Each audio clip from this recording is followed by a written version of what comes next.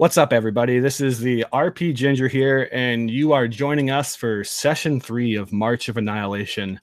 This is my West Marches style campaign set in the Wizards of the Coast module Tomb of Annihilation, where I take a community of players and they go out into the jungle and try to survive and grow the world, trying to figure out what is causing a horrible death curse that has basically stopped resurrection magic and is withering away all those who have been recently or at any point in their lifetime resurrected. So we'll start this off before we actually get into the game by introducing our adventurers. This is normally a party of 4, but our 4th member is running a little bit late.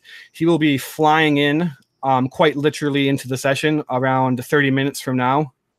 I will toss it to the guys to say hello, who they are, and if they have anything like a channel that they want to plug, go ahead and do so. The order that we're going to go in is Dan, Tyler, and then Ian.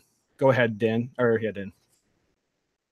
Hey, this is Dan. I'm going to be playing Mir the Druid, and I'm just going to plug the tabletop one-shot group on Facebook. Great place to go and get online games, and that's all I really have. Let's get going.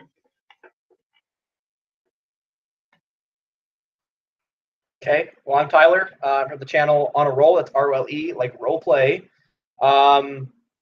I run a lot of games on my channel. If you want to see a campaign that Chris is actually playing in, it's called The Long Arm of the Law.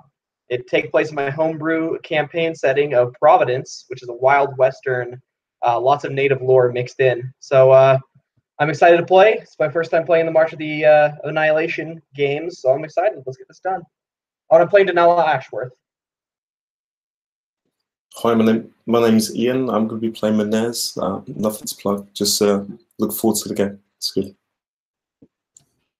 Excellent. All right. Welcome, guys. And before we do get going, one thing I do want to say is if you're watching this game by any chance and you think, hey, I want to play in some D&D campaign just like this, then there is a Facebook page. I will link it in the video. I forgot to do so beforehand, but you can just join up that page. Everyone and all is welcome as long as you're friendly and willing to work as a community to run some fun games.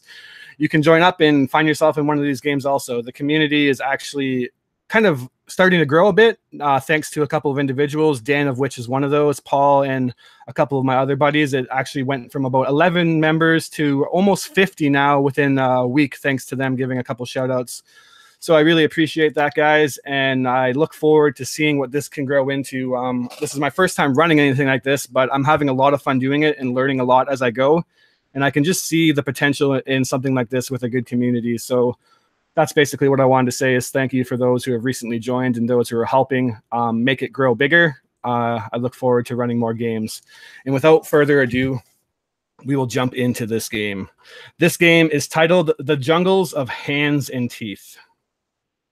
And since we are heading into the jungle and we are backing up the Order of the Gauntlet, I thought I would start the adventure off by quoting one of the Order of the Gauntlet's first ideals. And that ideal is that faith is the greatest weapon against evil. So, as we kick off, the Order of the Gauntlet is ever vigilant where corruption grows. They of recent months have sworn to smite this death curse at any charge. The cost has been great, and the transaction that they have paid has been one-sided, for little knowledge is known about this soulmongerer, this curse that has destroyed resurrection magic. Months ago, the Gauntlet took up a camp along the Soshin Star River in the heart of Chult.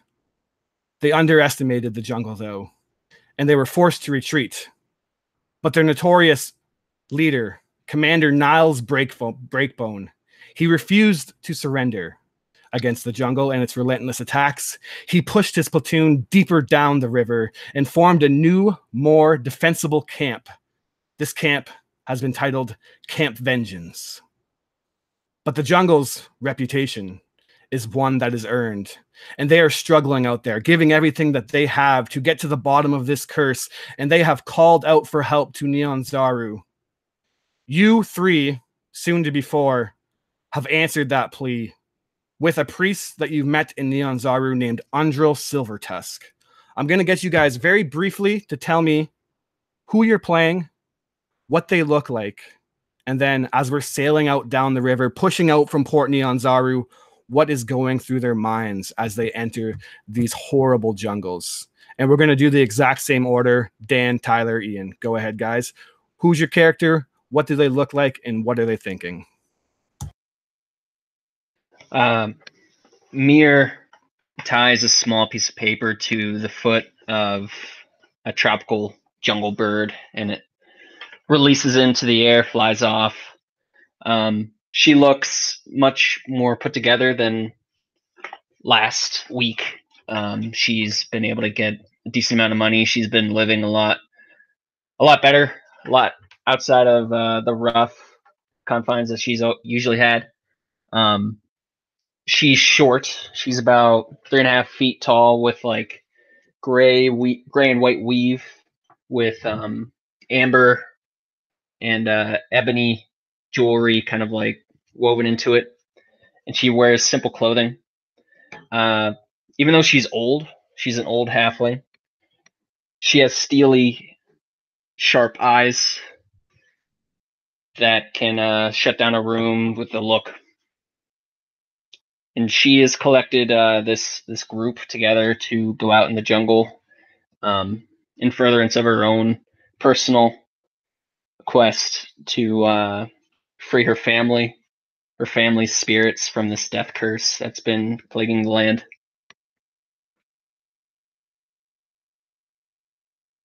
That's what I got. Excellent. Go ahead, Dana.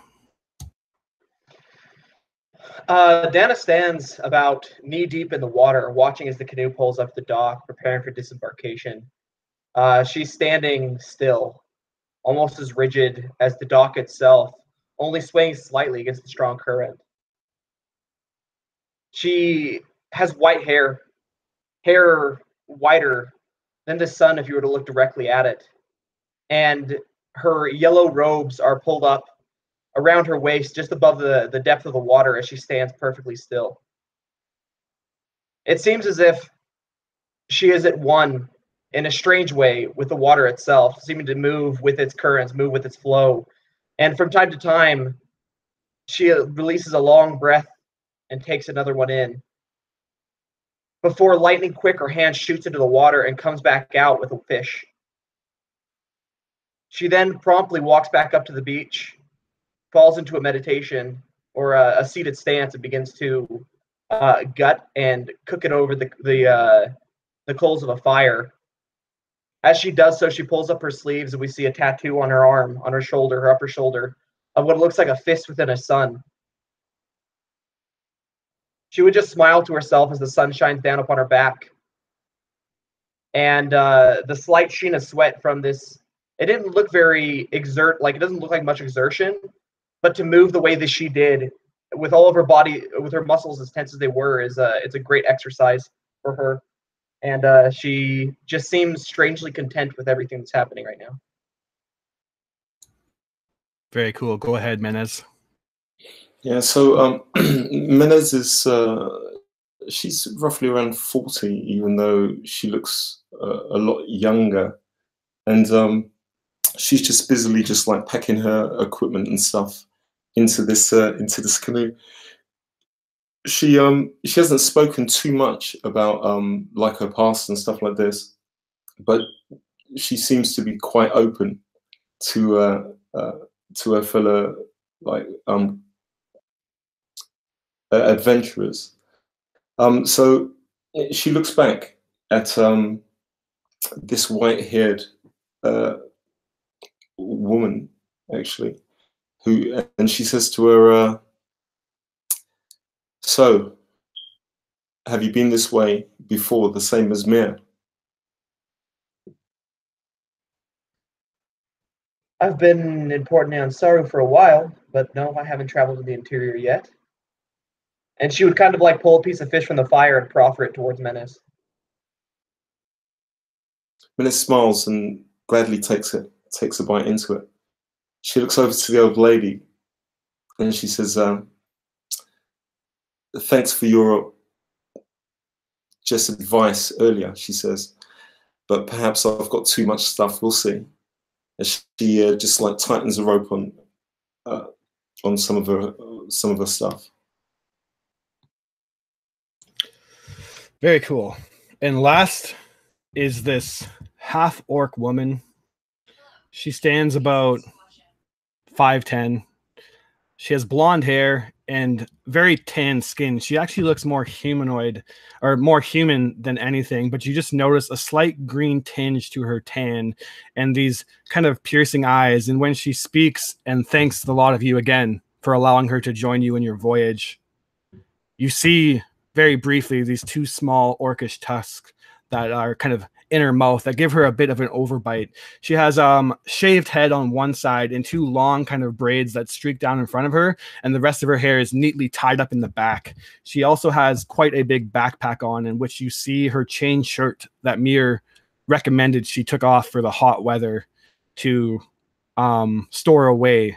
So she's currently just kind of sitting in her basically like everyday robes or whatnot, like a t-shirt, a brown t-shirt, and some traveling pants, some bigger boots and whatnot. And you see that on the side of her is a mace with the symbol of Torm kind of engraved on it. And as the canoe that you've recently secured for yourself pulls up, and you jump on it and you load up your gear, it's a bit of a tight squeeze, but it's a rather sizable canoe. You all kind of pick up your paddles and you start to push yourself down the Soshin Star River. You leave the bastion that is Nyanzaru behind you, and you start to slowly creep towards the dark cavern that is the canopy of the jungle trees. It awaits you, dark and ominous, and you hear an orchestra of animals that leads you through a chaotic composition of squawks, chirps, and clicks of insects, birds, and animals that you cannot begin to identify. Some you can, obviously, others a mystery. Two guards watch the canoe shrinking into the tree lines from the safety of Nyanzaru's battlements, these large stone walls. And as the canoe begins to disappear into the foliage, we're going to pretend that our view kind of pans up at a rapid pace. And we suddenly see these trees, which are larger than life, shrink below. And the mountains that choke around this peninsula grow further and further away from the ground as we rip up into the clouds and lose focus of our party momentarily. These rocky mountains that pierce the clouds turn into just small hills as we are thousands of feet in the sky now. And all you hear is that still distant buzz that was once the chaotic sound of the animals is now just this gentle humming. And we sit in the sky now looking down at the peninsula of Chult. And from this angle, it looks tiny. But we know the adventure ahead of our companions are larger than life. For any venture into the jungle is that of a dangerous one. And as our view begins to cushion itself in the clouds and we briefly lose focus on the island in the white clouds, this beautiful sunny day, a blistering 35 degrees Celsius out like normal, we begin to fall. Suddenly, gaining momentum, the peninsula starts rapidly returning faster and faster. As clouds whipping by, the trees are growing at a rapid pace. The buzzing becomes louder and louder and louder before it's all you can hear. And moments before smashing into the Soshin Star River where our party travels, the gravity suddenly stops, picking up momentum. This buzzing becomes the only thing that we can hear, and our view starts jerking from side to side, swaying as we see the canoe in the distance growing at a rapid pace. Our unsuspecting companions are being ambushed by a hateful creature and his brethren. We look and we see these two massive, transparent insect-like wings, and the ferocious color of yellow and black stripes racing towards them. We see this wasp that is the size of a fully grown dwarf male, hateful in its fury, its bug-like eyes home in on the canoe. You see its abdomen sporting a stinger that is the size of a longsword. If a creature could hate for no reason, this giant wasp would be one. And behind it fly at least 30, exactly the size of it. You're paddling along the canoe, unsuspected, before Worksay Mir is the first one to hear something, this humming, this buzz. And as you look behind you, it's already too late. These creatures are now upon you, Roll me initiative, everybody, as 30 giant wasps begin to soar in on you.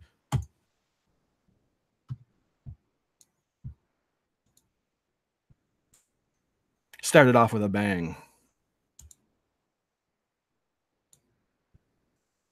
All right, we got 18 on Menez. We got a 14 on Mir. And we got a natural 20. Is that it? Or any modifiers for you, Mr. Dana or Mrs. Dana?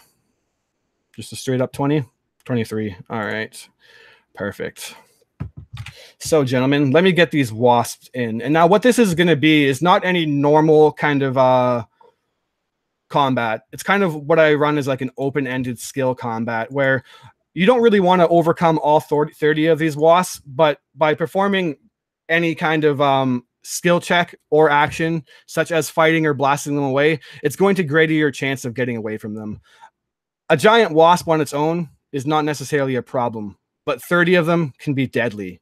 So on the beginning of your turn, you're going to pick a skill or an action or some ability that you have that you're going to use to combat these beasts as they descend upon you and try to sting the life out of you, piercing your very skin. If you roll a success of 12 on the DC, that's one chance better of getting away. Not getting away is just going to lead to more damage. So the first person to act is Dana. You guys need 5 successful checks to escape these wasps. What do you do, Dana? So are they coming from behind us or from in front of us? Behind you, but they fly at a rate that is shocking for creatures these big on these kind of frail like wings. You're shocked at how quickly they propel themselves towards you, and it's not before long before you even realize that they're there, that one is now upon you and the rest shortly thereafter. So with a lithe, graceful athleticism, Dana stands in her seat and walks on the edge of the canoe all the way to the back of the canoe, just like perfectly like a tightrope walker. Her spear raised in front of her, kind of keeping her balance as she holds it in front of her. And she'll walk to the back of the canoe and place a foot on either side of the wall. And I'm just going to, she's going to spin it in a maelstrom of spinning wood and blade. And if you're okay with it, I'll do an acrobatics check to try and beat them out of the air as my party maybe helps us get out of the way. That sounds excellent. Go ahead and do so. And that is going to be a 12 exactly. 12 exactly is... Oh, wait, no, it's acrobatics. I have proficiency, so 16. 16 is more than enough. So as the first one is upon you, you kind of swiftly turn and position yourself on the side of this canoe. You ready your... What is your weapon again, sorry?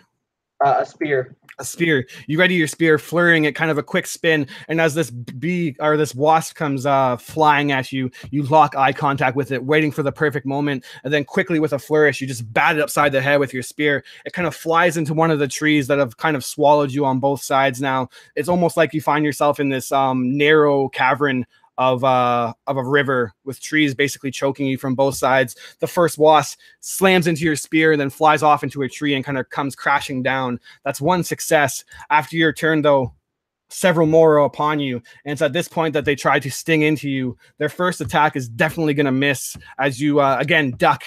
Now 3 of them upon you. Menez, you're up next. So Menace stands on the side of this, stands up on the side of this canoe, and he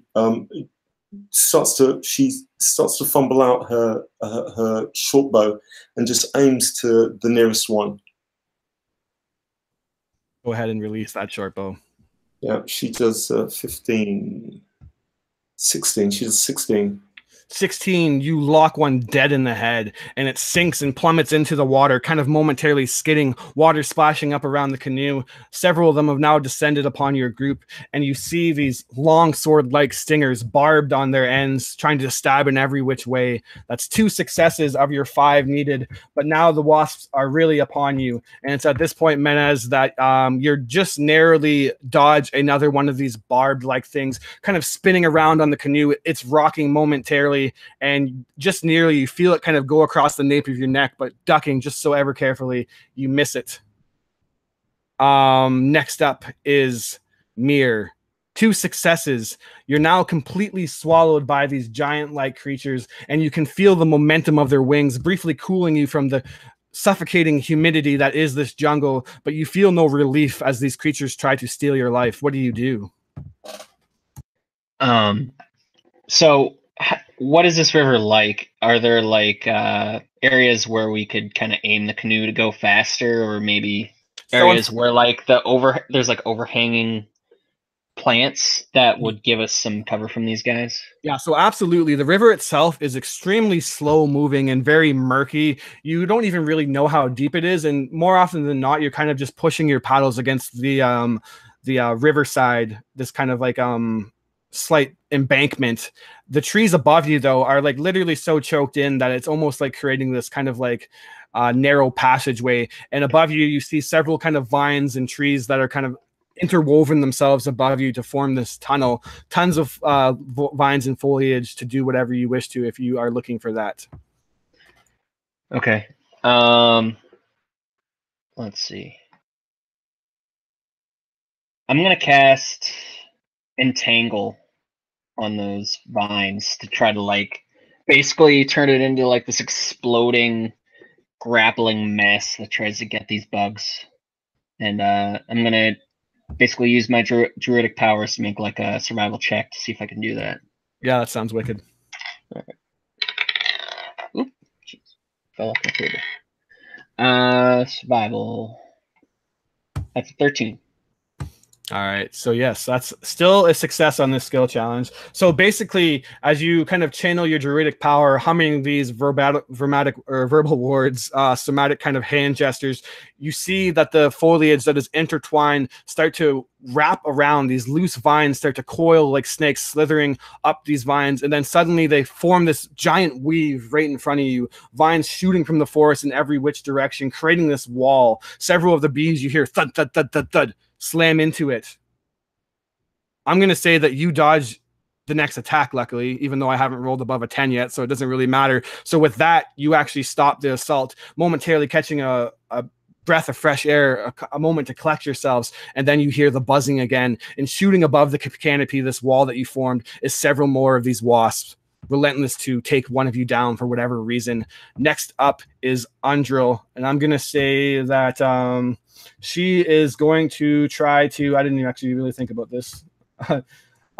She is going to basically cast a spell, warding as one of them come up behind you, Dana, kind of catch you off guard. She casts a sanctuary spell to stop them from attacking you.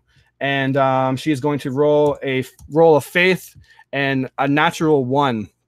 So as she does so, she realizes that she's not going to be able to get the spell off in time. And that's 1 fail to the 3 successes. And at this point, on the beginning of every one of your turns, you're going to need to make me a dexterity saving throw to not fall prone and have disadvantage on your next skill check. So as she stands forward, she realizes the spell is not going to go off. And she yells out, "Dana!" and tries to jump towards you. It causes a rocking on the boat, now putting you vulnerable to the wasp attacks. Dana, what do you do? Give me a dexterity save first. Yeah, my dex save, I got a 17. More than enough to keep your footing. Yeah, so I think 1 foot slips, but she just calmly drops the butt of her spear into the bottom of the canoe, catches herself, turns around the spear, puts her foot back down, and just like catches herself that way, just rotates around the spear basically. She looks up at the vines that have caused this like net to appear above them, and I'm going to use a nature check. I'm going to use perception to see if I see an assassin vine. All right. And that is a total of 14. 14. You do, but you know that assassin vines primarily sleep in the day and attack during the night. So what do you do to stir this vine out of its slumber? Yeah, so what she does is she kind of plants the spear quickly, like she like pushes off of it, pulls herself into the air, grabs the vine and pulls it down, and like right as one of these bees is coming towards her, she interposes it between them. So the stinger gets caught in the vine, then she releases it and pulls it up into the canopy. Yeah, and you watch this wasp get pulled up helplessly. You see its 6 legs kind of trying to crawl in the air, and this vine start to wrap around its torso and squeeze and squeeze. And before long, you see this wasp split in half. The head section kind of plummets down into the river, and the assassin vines swallow up the abdomen and take its stinger along with it.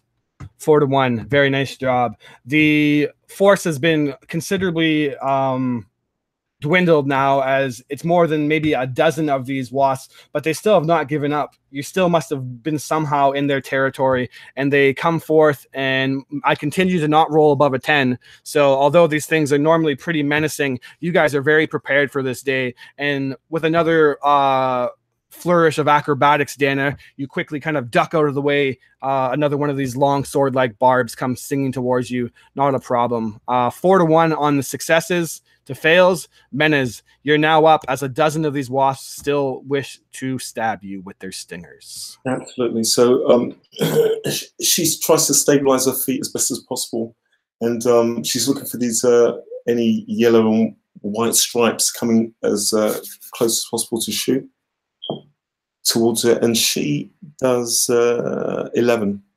11. That is the second fail of the skill challenge.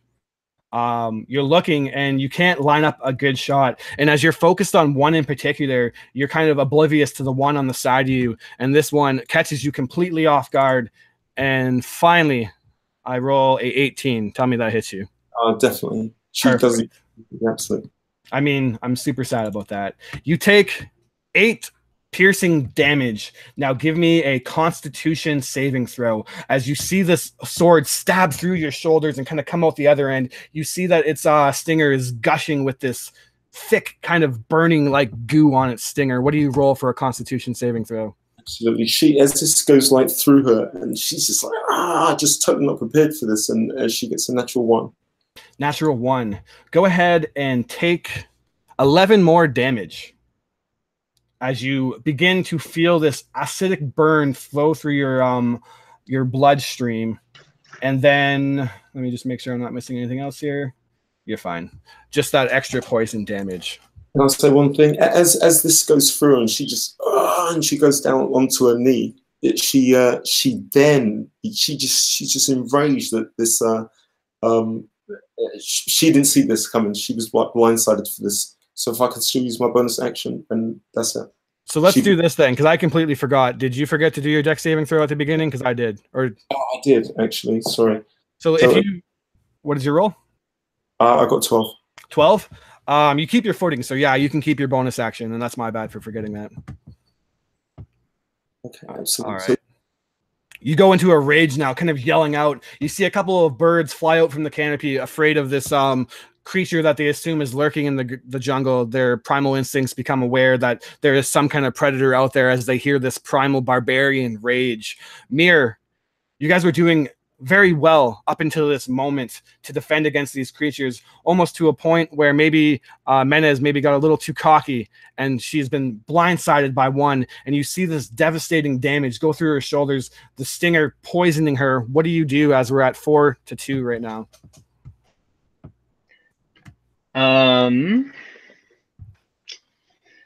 Let's see here. Mir would use. Can I use nature to try to figure out if these wasps would be warded off with fire? Yeah, go ahead. I like that. All right. 16.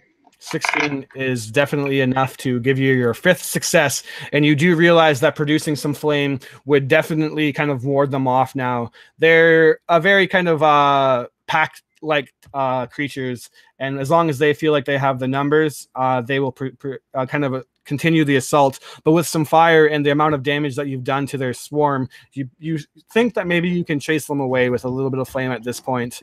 That puts you at 5 successes. 1 more is needed. We're going to say, let's see if the wasp actually gets through you. And I rolled a 16 to hit Mir. That hits. All right. You take also, as you realize this thing, it's beginning. Oh, sorry. Actually, wait. Yes, that would hit. I don't know the shield. And I forgot to completely make you do your dex save again, actually. So let's dex save. All right. So I guess the first one would be the dex, or yeah. Sure. We'll say that. So if you keep your dex save, that's my bad for forgetting that. And go ahead and make your medicine check now.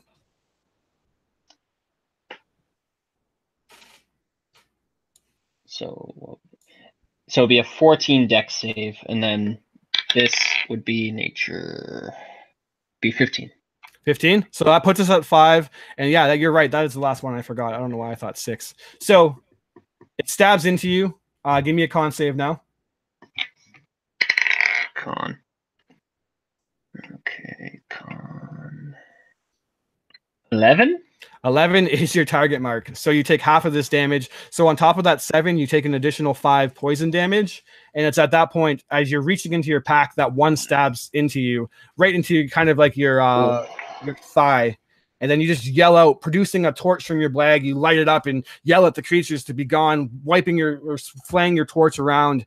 And at that point, with several of these creatures being taken down, you see them descend back up into the sky, out into the trees, and out of your vision. You're able to survive the assault of these giant wasps. Your first encounter in the jungles of Chult did not take too long, merely a couple hours, as it's still the very first day. While jungling, I forgot to mention this before, or while traveling, I forgot to mention this beforehand, but we play with a couple variations of traveling rules. So basically, you don't really get a long rest while traveling. And when you do get a long rest, we're playing slow healing variant, so you don't actually fully retrain or regain your HP. So the damage that you have taken, unless you basically do some kind of healing, is kind of permanent for the adventure. So good luck with that, gentlemen. And nice job at getting rid of the wasps. So as you collect yourselves now, Menez bleeding, Mir also taking a stab wound. Dana, you're able to basically leave that unharmed. Undril runs up to Menez first, having taken the worst of the damage, and gives her a quick medicine check to make sure that she's not poisoned, make sure that this isn't going to linger. And with a very decent medicine check, it's more just going to hurt for a while than do any harm to you. She tells you, "You're a very courageous fighter. I'm glad to have had you." Menez thanks her and looks over towards the old lady. She says, "How is she?" She's bleeding, but she puts on a brave face and hands you a health potion, this like kind of glittery red flask. Just hands it to you. And as you pass it, Menez says, "Use that for yourself," she says. She says, "But thank you." And she places her hand inside and takes out a similar vial, actually, and she like uncorks it and just slowly like sips down this really bitter, like thick fluid. Yeah, Dana would. I'm sorry. Go ahead. No, I was just going to say, and as she does it, she just looks around to see how the rest of. Yeah, Dana, you'd see her her muscles would loosen again as she's been standing in this like poised position for so long. She climbed down and walk back through the canoe towards you guys, like stop next to you, so you take the potion and nod, and then walk over to Mir, and she would look up in the canopy again, and quickly her hand would shoot up with a knife, and she'd cut one of these assassin vines, and she'd kneel down next to you, Mir, and put it around your leg, and it would like tighten like in reflex, almost like you know how you use an ant head to make stitches. It would wrap around your leg to stop the bleeding, kind of like as a tourniquet almost. So it tightens around your leg to stop the bleeding, and she would kneel down next to it and kind of give it a look. And if possible, on both of these, on my companions, I have proficiency with herbalism kit. Can I remove the effects of any lingering poison from them using it? We can't hear you, Chris. You're muted. Give me a medicine check for sure. Okay. And that's a 14 total. 14 in total. All right. So yeah, you basically are able to discern actually that these assassin vines, although they would stop the bleeding, as you look at them, one thing that they do is basically suck up the blood of whatever they kill. So it's a very plump, kind of squishy vine that you hold, and as you squeeze it, you see this dark, sickening red liquid kind of draining out of it. And with that medicine check, you realize that that's another creature's blood, and you would basically kind of be like entwining blood with blood. So you question on whether that's maybe a good idea. Well, I mean, in that case, she would take the knife and she'd run it along the center of it to get whatever's inside of it out, kind of splaying it open like she'd gut a fish. Yeah. And then she'll take this sputtering torch and kind of cauterize it back closed again. And that'll suck the poison out, that tainted blood out that's been tainted by the poison. So now that she's done this little surgery basically on this plant, now she'd place it on her, drain all the poison out and kind of tourniquet, and then she'd take it and use it on her shoulder, also on Menace, after draining it of Mir's blood. Yeah, perfect. And that does kind of take away the burning pain for sure. Nice job. It's like medieval leeching for D&D. Wow. Yeah. Nice. Wicked cool. Excellent. I have a quick question. So, with the vials, do I still roll that with the healing potion, or that works differently in regards to your healing? I'm just kind of doing like I don't know how this will affect you. It's kind of just like a flavor thing to get the poison out of your system in a way. Yeah, I was talking to Tyler, I was with Chris actually, because I just took a potion of healing. Yeah, so what did you here's what we'll do actually. We'll make this interesting. With the medicine check, go ahead and roll the healing dice again and take the higher number of the healing for both yous. Sounds good.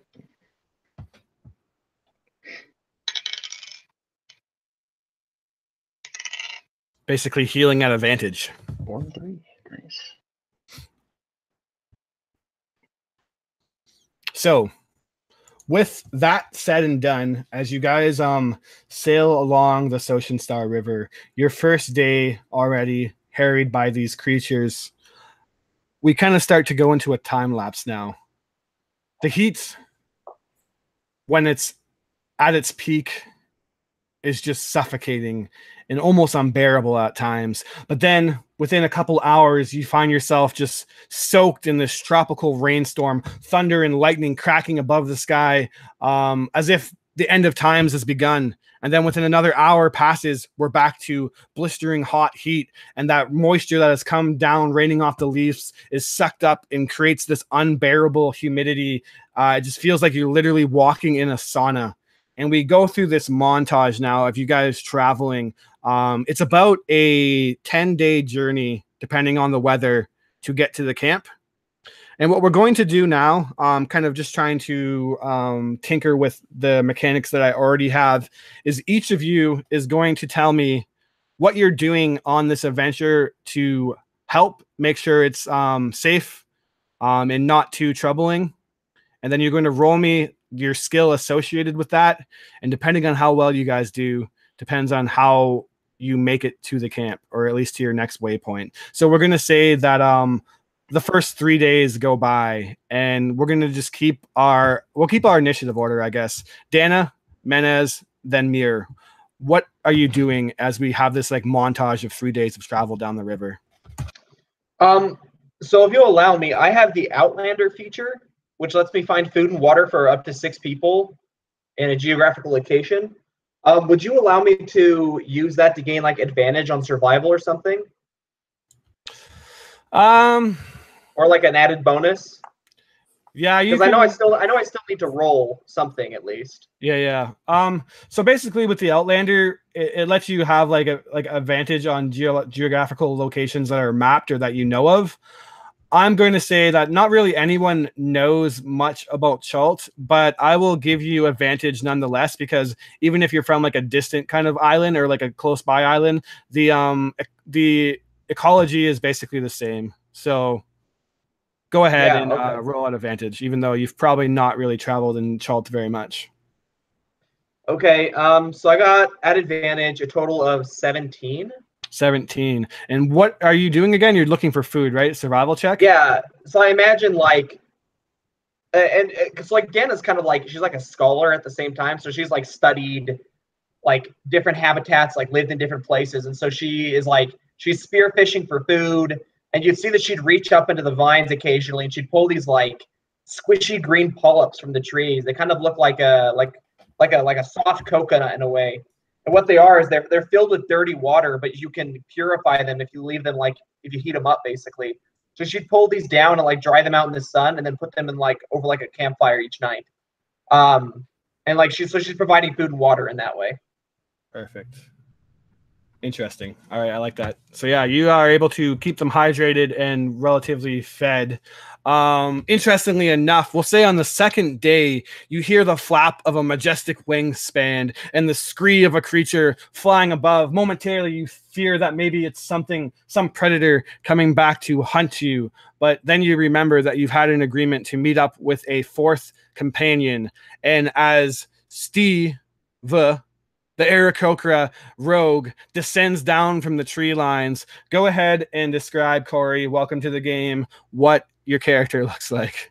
All right, so Steve, the Aarakocra ex-tactician and warrior, flies down from the skies with his beautiful, not quite golden, but yellowish wings,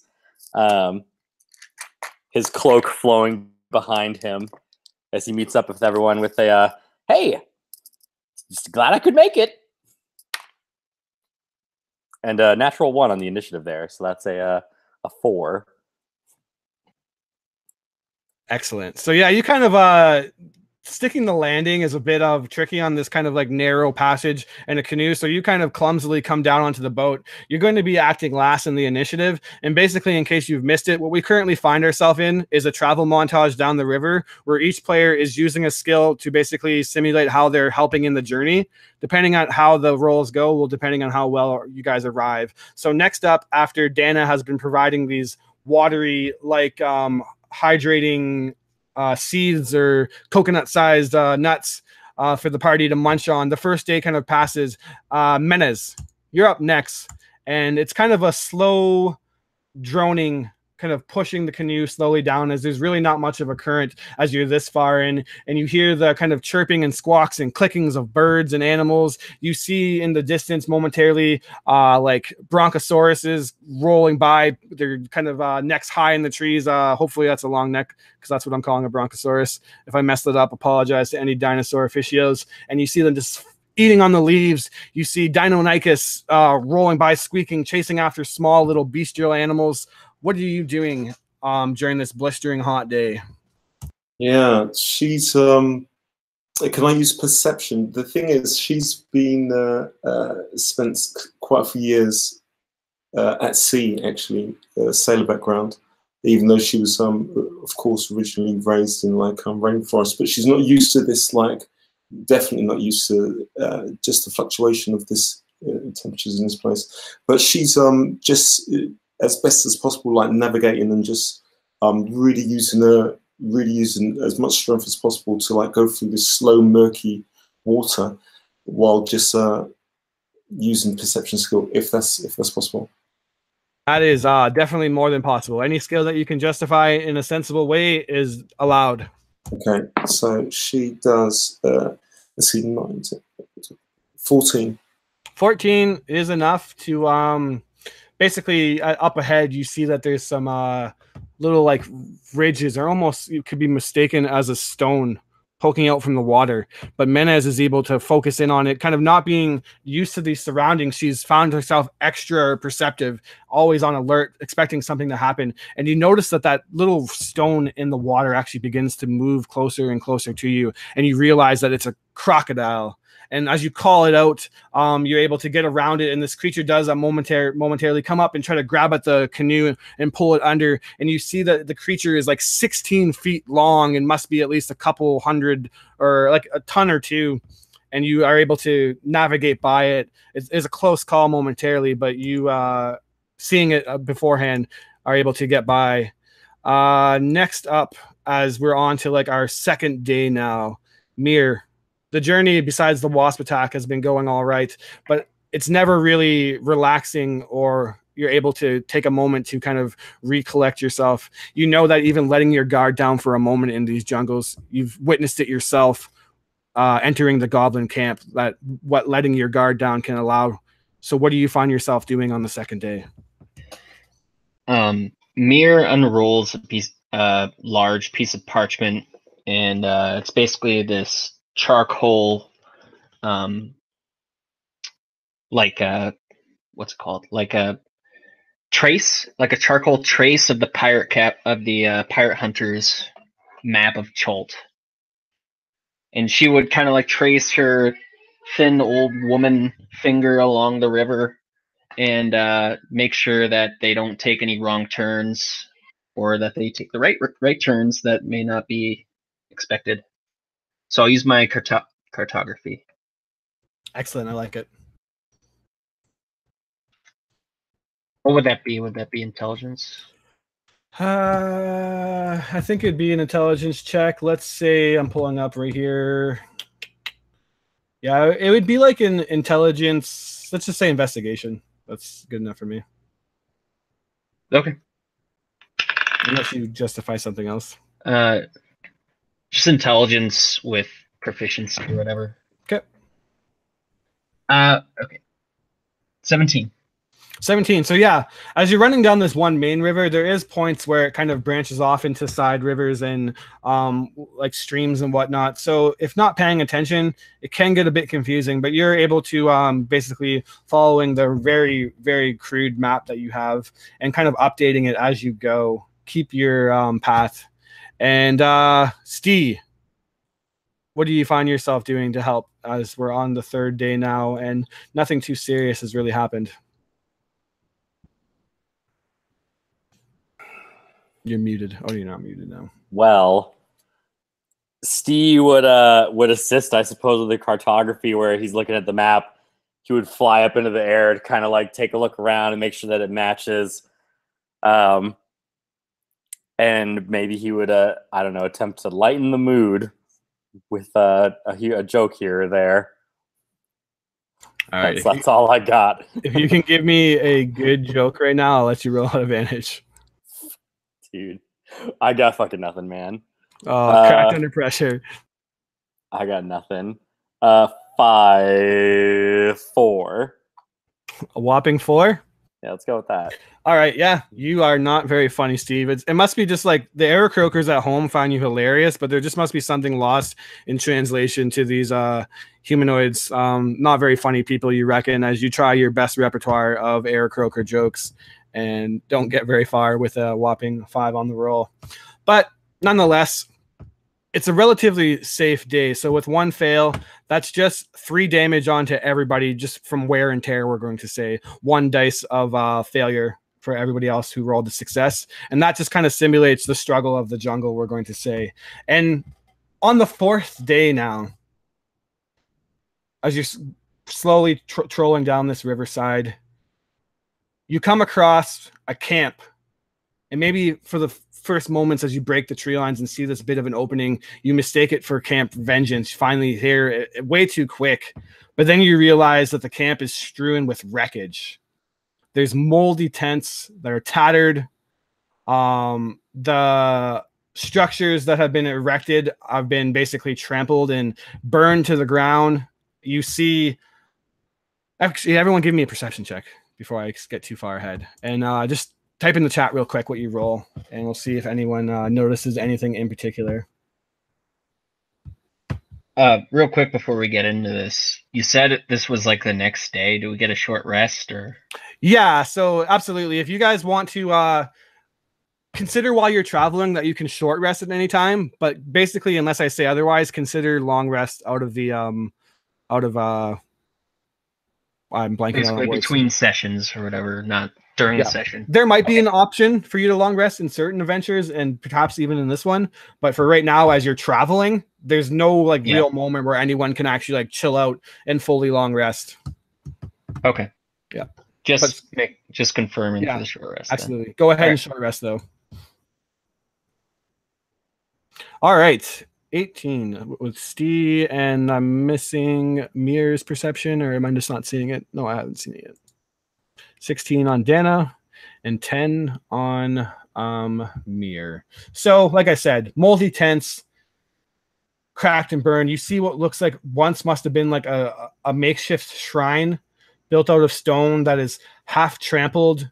You see at one point what must have been like a impressive kind of statue of ancient times that has been decayed and broken down into just rubble at this current phase. And then you see an animal pen that basically looks completely trampled through. And with an 18 and a 16, Steve and Dana, along the wreckage of this camp, you're starting to put it together now that this is Camp Righteous, the Order of the Gauntlet's first failed encampment. Dana and Stee, you see massive trees completely knocked over.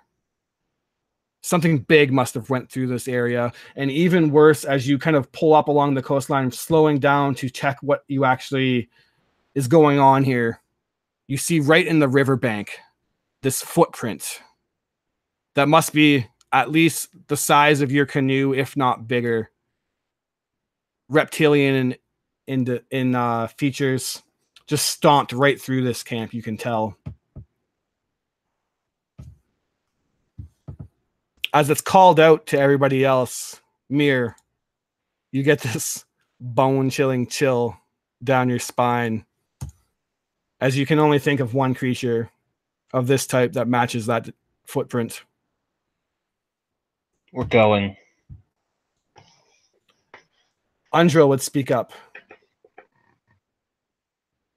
I'm sorry, the lot of you, but I haven't been entirely honest in my reason for coming here. I wish nothing more than to help the Order of the Gauntlet, but I have invested reasons. My wife, Lucilla, she was a priest as well, and she came here before me. That shrine is a shrine to Torm.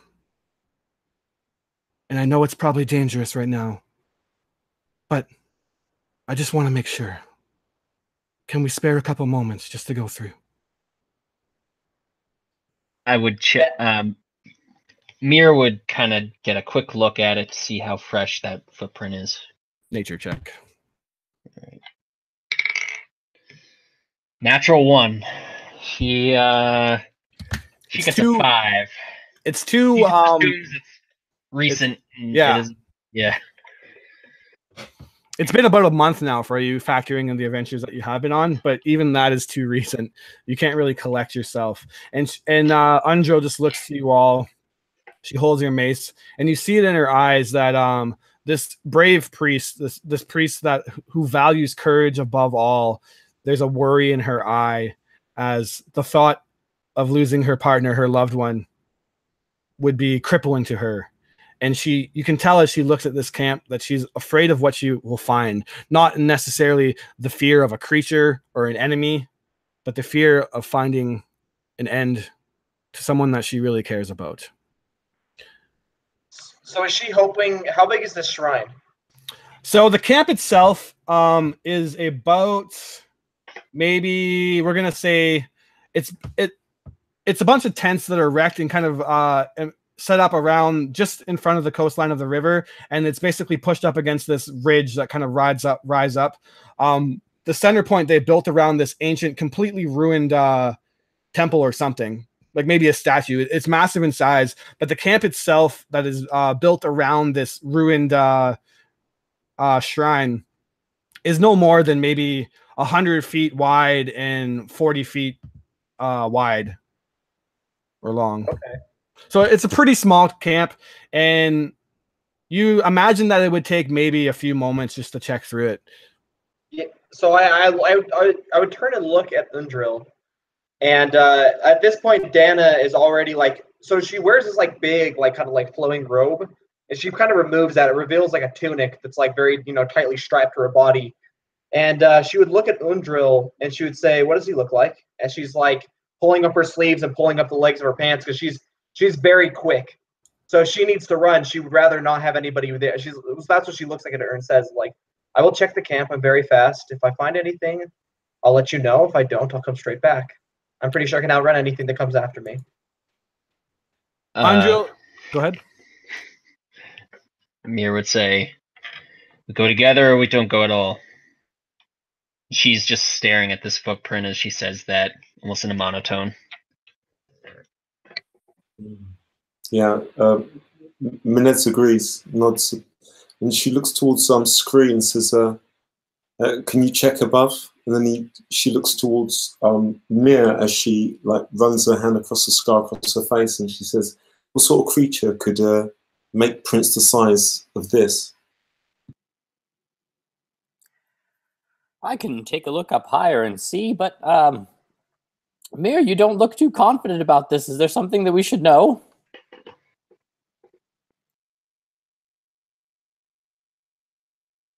Don't worry about it. Hopefully you won't find out. Just know that I've seen one of the beasts that leave these prints behind. If this has been recent, we'll want to continue downriver. Because it will kill us? It will snatch you out of the air and devour you alive, and then come for your friends and family. I see. Maybe we should just stay in the boat. Andril says, I'm sorry, but I just need to check. And she hops out of the canoe and starts to run. Not necessarily run, but like she needs to be sure. Up to you guys if you follow or not. Leaving her here would kind of stranded her. Yeah, Dana falls immediately. I imagine she's probably in the water actually before Andril is, like right as she's speaking. Like she can hear the desperation in her voice. Absolutely. Well, I keep an eye on you from up here and make sure that everything's okay. As he as Steve flies just like 20 feet, 30 feet up above everyone. Okay. All right. So as you guys do so, give me a perception or investigation check as you walk through the camp. Post in the chat if it's perception or investigation and what you rolled. And as Andril takes you through, kind of going through the camp signs, you find a plethora of bodies, some smushed into the ground, some ripped in half. You find some that look rotted away as if they've been dead for centuries. Steve, since I see you as you're flying above 20 feet in the air, kind of looking around, you don't necessarily get above the tree lines, but you kind of get like almost kind of level with them at 20 feet. And you see very far in the distance the flaps of some creatures with very large like wingspans, maybe not like incredibly large, but at least the size of like yours, if not a little bit bigger, just flapping through the sky in the distance, kind of flying around this like rocky point in the forest. They kind of do look like pterodactyls from this far, like lizard-like, but a little bit too big in comparison to that kind of creature. 11 perception and then 16 investigation. So Andril walks you through the camp looking at the wreckage, and she tells you that I can't believe that this would happen to an encampment run by Commander Niles Breakbone. He's one of the bravest and strongest battle-tested commanders that the Order of the Gauntlet has. He's never lost a war that he's fought in, and he's fought in many for a human. It's just shocking to me that this could happen to the Gauntlet. Looks around and says, he must have went deeper because they sent out scouts, men to go out and find answers about what's going on with this death curse, what's going on with this horrible jungle. And I know that Breakbone would never leave a man behind unless he had to. And it's as you kind of walk through, we're going to say that Dana, it's you, and you start at one end of the camp and you slowly kind of weave through the tents. It doesn't take long, maybe 10, 20 minutes tops. And you do find that they basically, although this camp seems like it's been abandoned for about a month now, you do find supplies and whatnot that you can scavenge, replenish up your rations, replenish up your water, any basic kind of traveling gear that you might have realized that you missed. You find that they just like left this. They must have abandoned camp at a very rapid, unexpected pace. And they Andril purposely saves the shrine for last because that's where she knows that her wife would have been Lucilla, a priest of Torum, just like her. That's how they met. They bonded through this church, this god that believes in courage above all. And you finally come upon a body turned stomach down in the dirt. And Andril would have been describing her partner as also a half-orc female with bright red hair, piercing kind of green eyes, beautiful. And she would, as she talks about them, just kind of daydream about her wife that she hasn't seen in over a month now. And in the distance near the shrine, kind of swallowed by a bunch of stone bricks, almost like completely covered. You only catch it by just being extremely detailed. You see this fiery red hair kind of hanging out from the stones. This is to you, Dana. Andril hasn't quite noticed yet.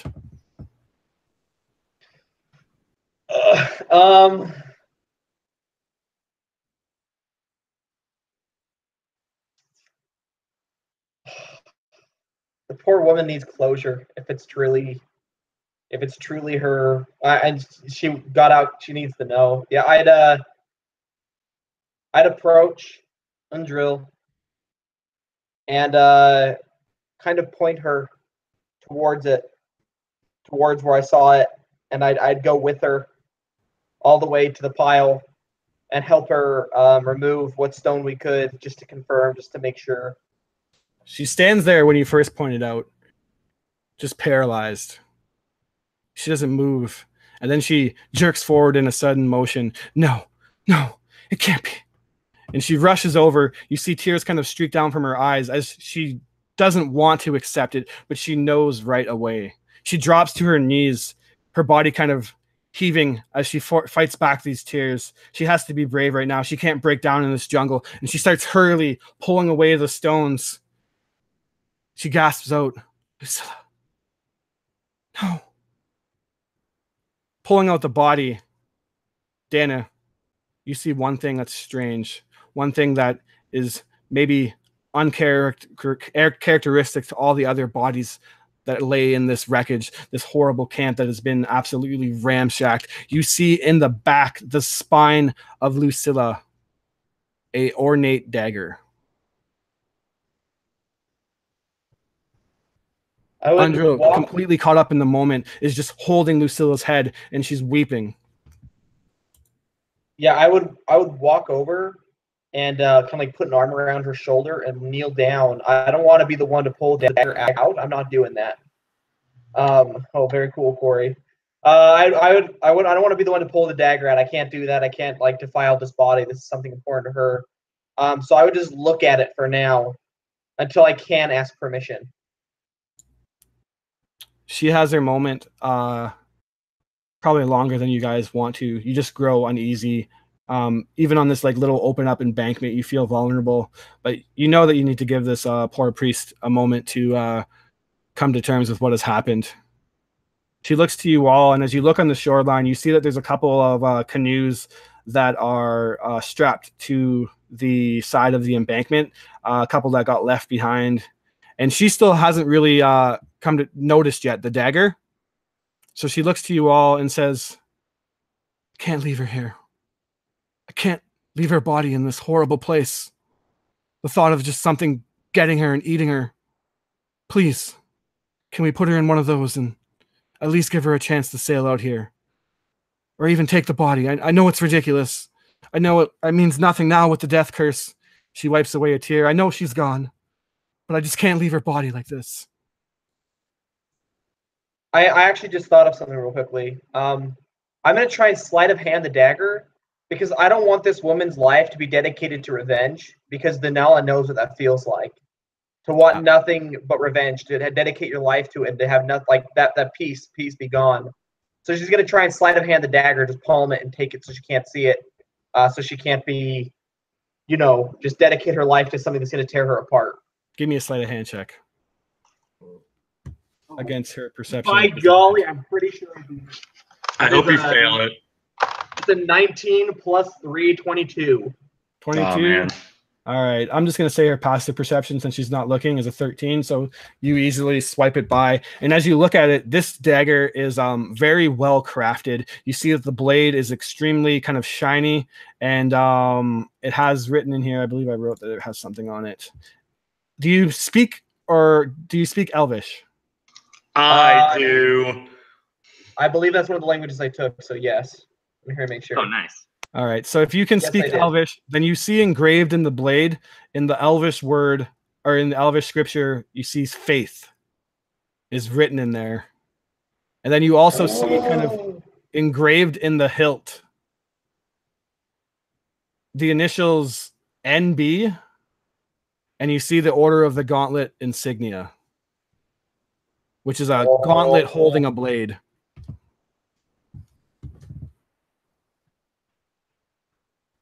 Oh, yeah. I would. Yeah, as I'm letting her kind of like grieve, as we kind of like make some sort of like a stretcher, probably. You know, like we probably take these huge leaves, like almost like banana leaves, but bigger, and wrap them around these sticks to kind of form a stretcher to carry her body. As they kind of help her move the body towards the boats, I would just kind of like slowly turn and look down at it, and I see the NB, and my eyes would just like narrow, and I would look at the priestess of Torm who's being carried away, and her wife who's just crying still, I'm sure, trying to put a strong face on and not being able to. And I remember a very similar dagger planted in the back of a man. His hair's gray. He's very old, and Danella just barely met him, and yet she still feels so much grief over what happened to him. And she looks at this dagger, and just for a moment it flashes, and the blood is fresh, and she's holding it, having just pulled it from his neck, and she's looking at it, and she looks away because she's just been so stoic all the time, and just a single tear would kind of drip down her face, and she'd turn and follow the rest of the group back to the boats, sliding the dagger in the inside of her tunic before pulling on her robe and covering everything back up again. Very cool. So Undrill, she is a loyal servant to Torm, and she knows now more than ever her courage is needed. Her courage for Lucilla to go on, for to meet a similar fate to hers would do nothing. So she cries for just a moment, but then she steadies herself. She looks to you all as she knows that her being vulnerable is a detriment to all four of you. She apologizes and just asks, can we take her with us? Or at least give her a chance to get out of here. I know there's not much room in the canoe, which there is definitely not much room in the canoe with all five of you now, or all five of you and your packs, and then a body. You could do it, but it wouldn't be convenient, and it's kind of weird to be traveling with a dead body that's been going on about maybe a month now. It's starting to deteriorate, and she just doesn't know what to do. She's trying to remain strong, and the only way she can do so is by just plea with you to just not leave the body here. Anything but that. And then her lips tremble, and she just silence, hopeful that one of you will have a solution. As Menes sees that the old lady Mia is like peering, like looking like intently at the body of Undrell's partner, he puts his hand on Undrell and takes her just slightly to the side and starts speaking with her, just like, I'm sorry about your loss. I know much, and just continues just talking a bit about his own past to give her, just to console her, spending quite a bit of time taking her away from the body of the loved one.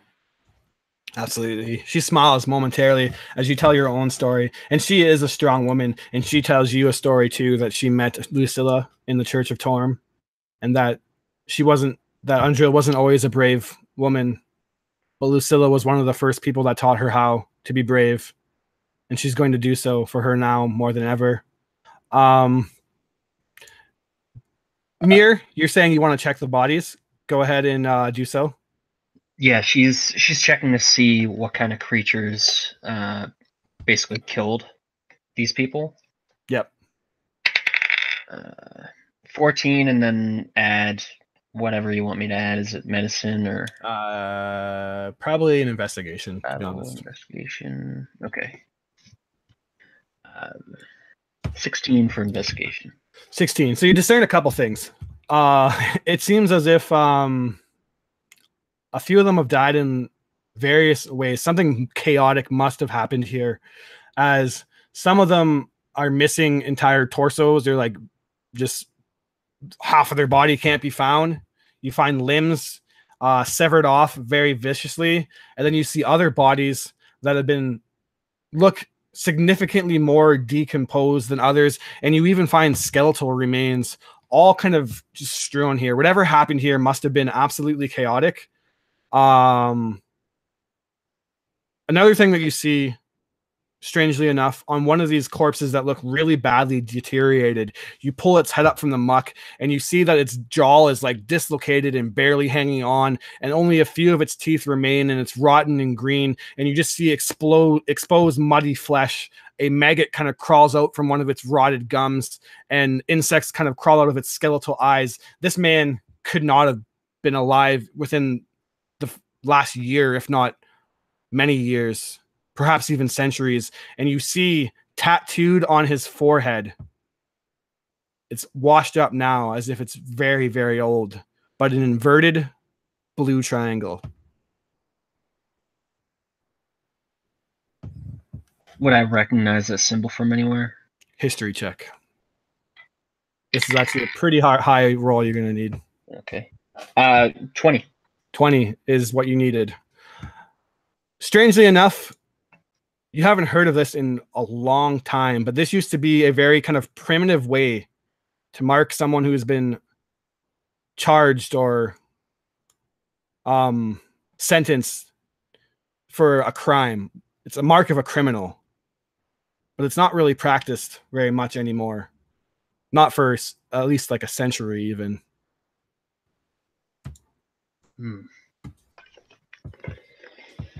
These bodies are almost a century old. She'd let the head just into the mud, just flop down. We should go. She turns back to the others and then screes up in the air. Stee. I would approach Undril and I would look her in the eyes and say, we don't have the space on our canoe to take Lucilla with us, but there is a custom. Northmen along the Sword Coast, where I'm from, they call themselves the Aluskan. They live along the Sword Coast and the Moonshae Isles, and they have a tradition. They're bravest warriors who fall in battle. They're men and they're women who they worship and who they adore, because war is their culture. It's what they believe. They place them in boats and set them off to sea. I guess in this case it'd be the river, but they burn them. The boat and all. It's a very rich funeral. It's something that they aspire for, something for greatness, something that all of them want if they can get it. Oh my goodness. She sniffs. But would that be possible? Something you'd want? And she nods. Yeah. I think she would have liked that. She was from the Sword Coast. And she nods. Thank you. Typically, in such an offering, one of the loved ones speaks and offers something of their own to send with her on this voyage. Would you like to speak and offer something before we burn the boat? Yeah, and she will do so. She will, as you guys load the boat kind of with burnable materials and you pack her up, she takes out from her bag a locket, and it's silver and kind of engraved again with a gauntlet holding a blade. And as she flips it open momentarily, she looks at it, and it's a picture of the two of them. And she says that you always taught me more than anybody how to deal with hard times, how to overcome the darkest nights and march into them bravely. You showed me what true courage was, Lucilla. I will not need this picture to remember you, for you'll always be in my heart. And she kind of closes it and puts it on the boat. You guys kick it down. Dana, holding a torch, begins to light it, and this kind of dry vines and tree bark begins to light quickly. It smolders black for a moment, kind of really dark, lighting up the sky or the area around you. It quickly burns, and you stand about knee deep on the embankment of the river, and the water is slow moving. but the canoe with a little bit of momentum does kind of go, and you watch it burn, and she stands there for a moment, and she takes on the sight bravely. Not another tear is shed. Yeah, and I'd kind of lean in and like give her a hug, and I'd whisper in her ear, "Where I'm from, we believe something, that people can die twice. Once when they're buried, and once the last time somebody mentions their name. So don't forget hers." And I'd kind of like envelop her in this hug, and I would also have taken. I'm assuming Lucilla was carrying a pendant very similar. Yes. I would tie that. I would fasten that around her neck, and I would hold it up to her and show her it, and she would know it, I'm sure. Yep. And I'd say, "You don't take this off, and she will never die." And I put it around her neck and let it fall. All right. Absolutely. She thanks you, and she knows the gesture. But as you exchange that gesture, all of you know, with the current state, this death curse, that there is one horrible realization that she is truly and entirely dead. Her soul is stolen, and that is just one more reason to get to the bottom of this horrible affliction that faces all of Toril. Each and every one of you, in one way or not, has been struck or affected by this death curse, and this is just another one, just another victim in this senseless, horrible means. Whatever brought this on will pay, and whatever is doing it will be undone. It's at this moment that you share with Andro, this completely down-to-earth priest, and check off another reason why you must get to the bottom of this. Everyone take a point of inspiration. Corey, 17 survival. You've heard rumors from the city that there are these creatures called terror folk, and they are essentially pterodactyl men.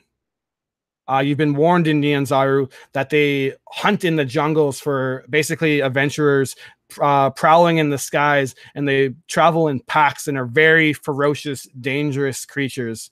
And they are intelligent and love to pick off like adventurers when they're not expecting it. You've seen them a good few miles away, but you get a sense with a 17 that that's what they are. Is that what I think they're doing? Is like hunting something? More than likely. They're at least, maybe, if not hunting, at least looking for something to hunt. Gotcha. So it's at that moment as you are in the sky and you realize that, you kind of feel like, look around and it's only you in the sky. You feel momentarily vulnerable, and you then look down and see Mir kind of whistling at you. You descend down. Just another thing in Schultz. With that, with the investigations you all rolled, you found enough supplies to make it through the last leg of this journey without any checks. You also, if you're interested in taking it, found, and just worry about divvying this up later, but 1,000 silver and 2,250 copper.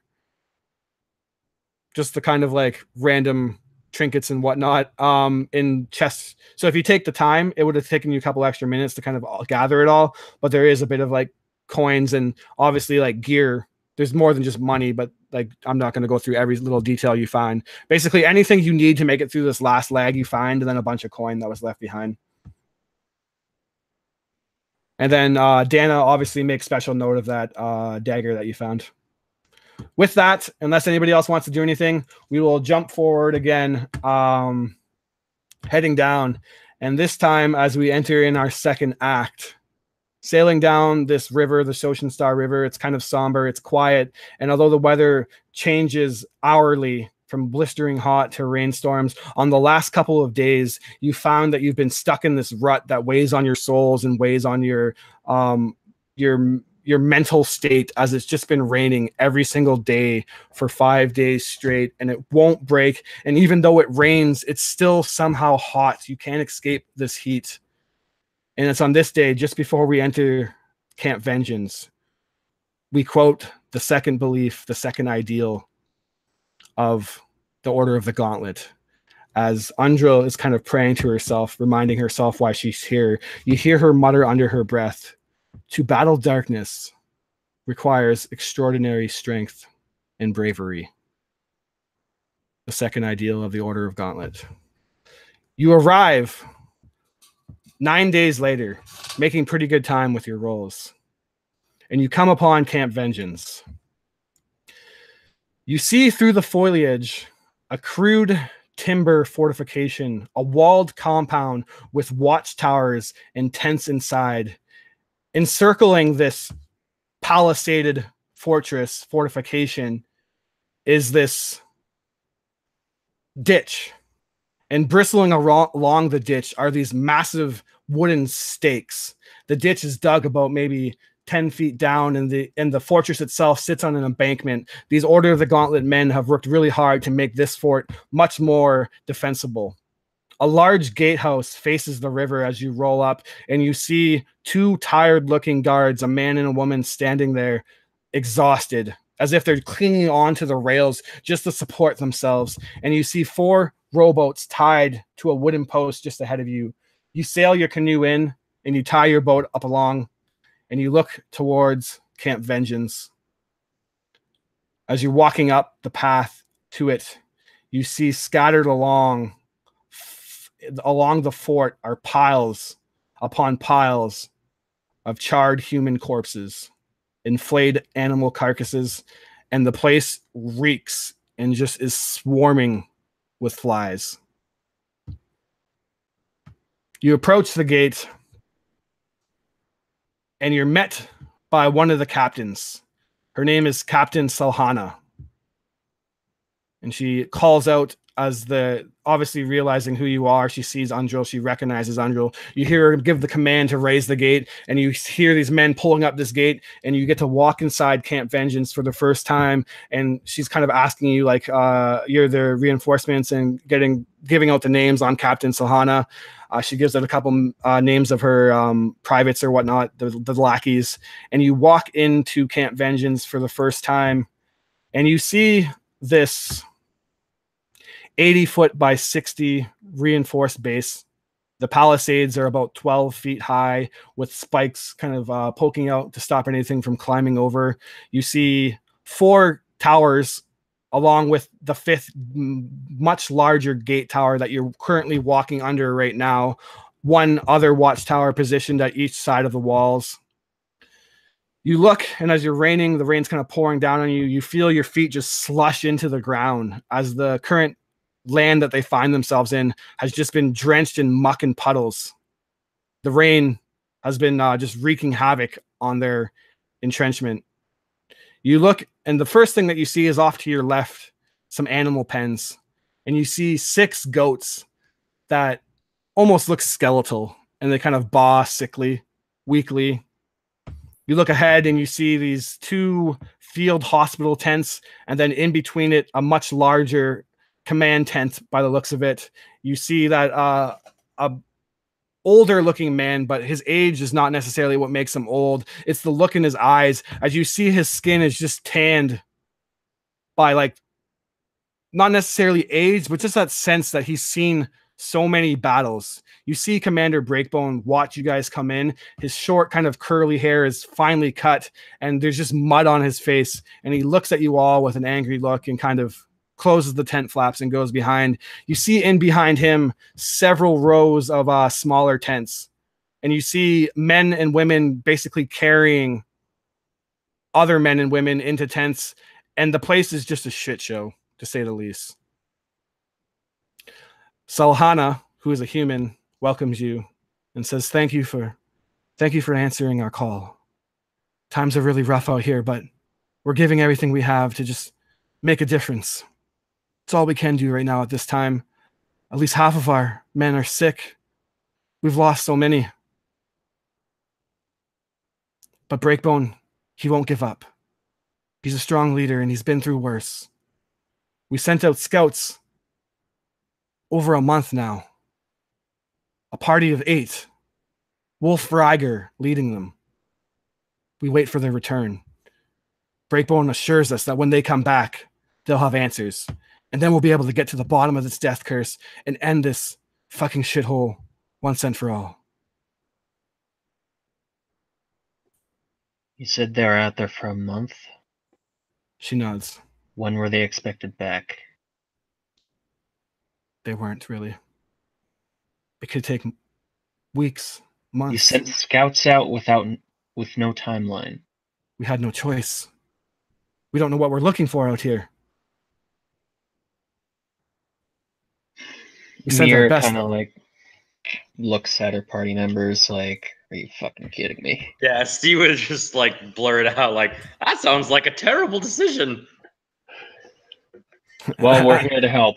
As you say What that, can we she start? says, "You don't understand what it's like out here." I do.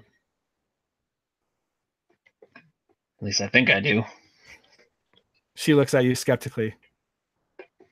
You see a woman that has obviously seen a lot of horrible things, but you too yourself have seen a lot of horrible things. And it's no time for a pissing contest of who sins the worst. So you kind of silence yourselves both, knowing that there's work to do. She walks around and she says that although there was really no timeline given, they were told that if they don't find anything in a month to come back.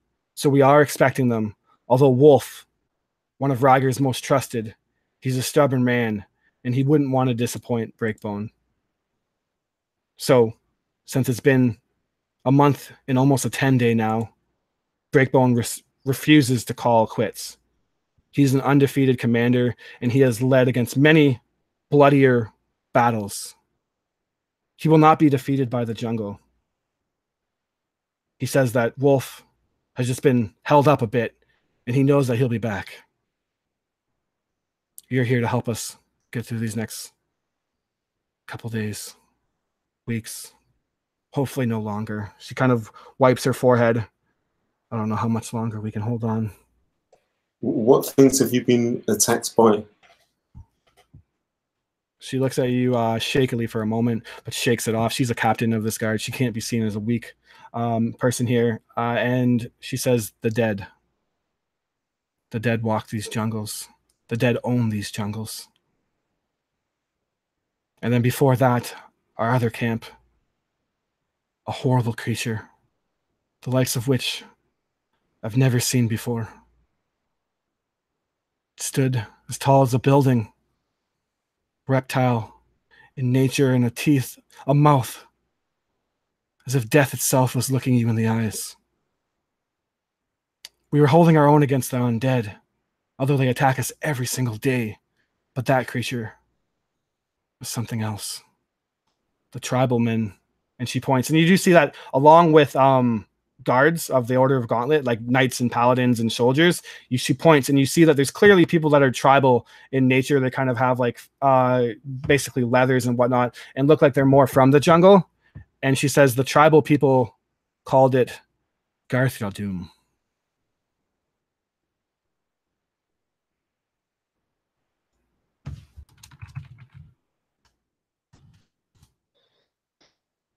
Yes.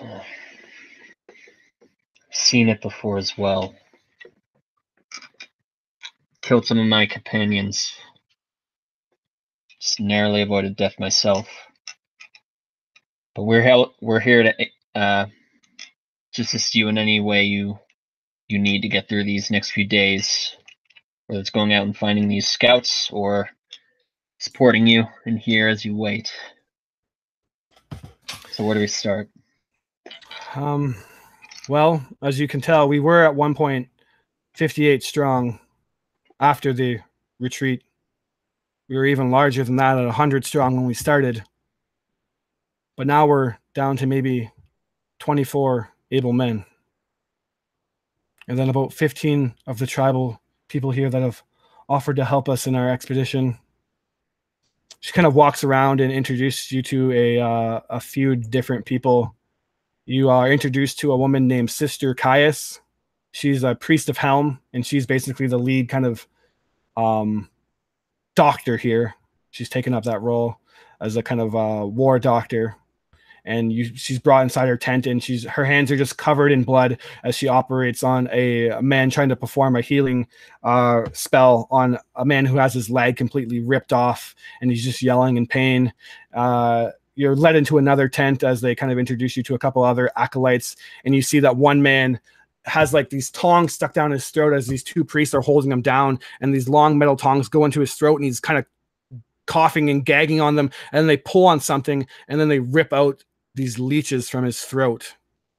a disease or an affliction you've heard as throat leeches in Chult for drinking dirty river water. They start off as these small parasites and then grow inside your throat and basically choke you out as they eat your insides. You see another man shivering as if he's freezing to death in just unreasonable temperatures to be cold.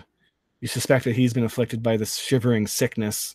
And as you look, you see that even the men that are still capable look so tired and famished that they're just barely hanging on. You see that there's about 5 watchtowers, and anyone with any kind of military knowledge would know that you need at least like 2 guards per watchtower to be up there, and a lot more going on. But you only see like 1 guard at any given watchtower. Sometimes they're completely unguarded. You see that the mud and state of this camp is just filthy. You're walking through and you see the latrines, basically where they would go to the washroom, and due to the water, they've completely flooded up and have been like sectioned off, and you just see sewage, shit, and piss just basically piling up in the corner of this fort as it's just flowing out of their outhouses. They've completely lost access to the latrines, and you watch and you look at the puddles and you see that the sewage is actually kind of floating into the puddles of the camp and basically has made its way kind of draining off into the tents themselves. It's no wonder that these people are sick. There's so much work to do here. You're told that Breakbone has been absent in his tent. He hasn't come out in a couple of days now, and that most of the duties have been left to Salahan and Captain Firebeard, a dwarf. Firebeard, a lot more aggressive and angry. Salahan, calm and collective. They kind of tell you that whatever you can do around here, healing, guard watch is what most of it will be put on. It's just kind of surviving for the next couple of days. That's your mission. Okay. Mir's going to get to work using Purify Food and Water as a ritual to make sure they have their water source isn't all messed up from those leeches and whatever other sickness is going around from that latrine. Perfect. I'm going to cast that as a ritual as much as necessary. Yep. Excellent. So you see that their natural water has basically been dwindled, but you can purify the lake water. So that helps out, and that was definitely a pressing issue. The food themselves, they're basically, as you look, you notice that their rations basically got swamped in by the sewage leakage. So you can also purify that, luckily. And then you see that their 6 goats all look very sick. I don't think really you can help with that, and the goats is a source of their food. But with what rations and water you can purify, you can at least stable them for a few days for sure. Yeah, and I would use Druidcraft to cause some of the swampland grasses to grow up so they have more food to eat, basically to nom on, I guess. Perfect. Since I figure they're in like a muddy pit at this point. All right. What does everybody else want to do? It's kind of the same thing. Say how you're going to try to help them, and Menez goes up to one of these, the guard towers where there's only like 1 person manned on each, where it could be 2. She just joins one of these, one of the guards that are up there. You see a man. His name, he introduces himself as Lyles. She says, she takes out some of her rations and shares with him and says, how often do these undead creatures come? Is it at scattered times, or is it just... Takes the rations and kind of bites into it. And welcome to the shit show. Every single night, man. Sometimes even during the day. It's fucking brutal out here.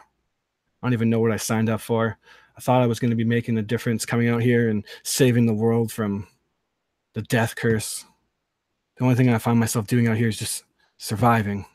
It's terrible. The commander's lost it. The men have lost it.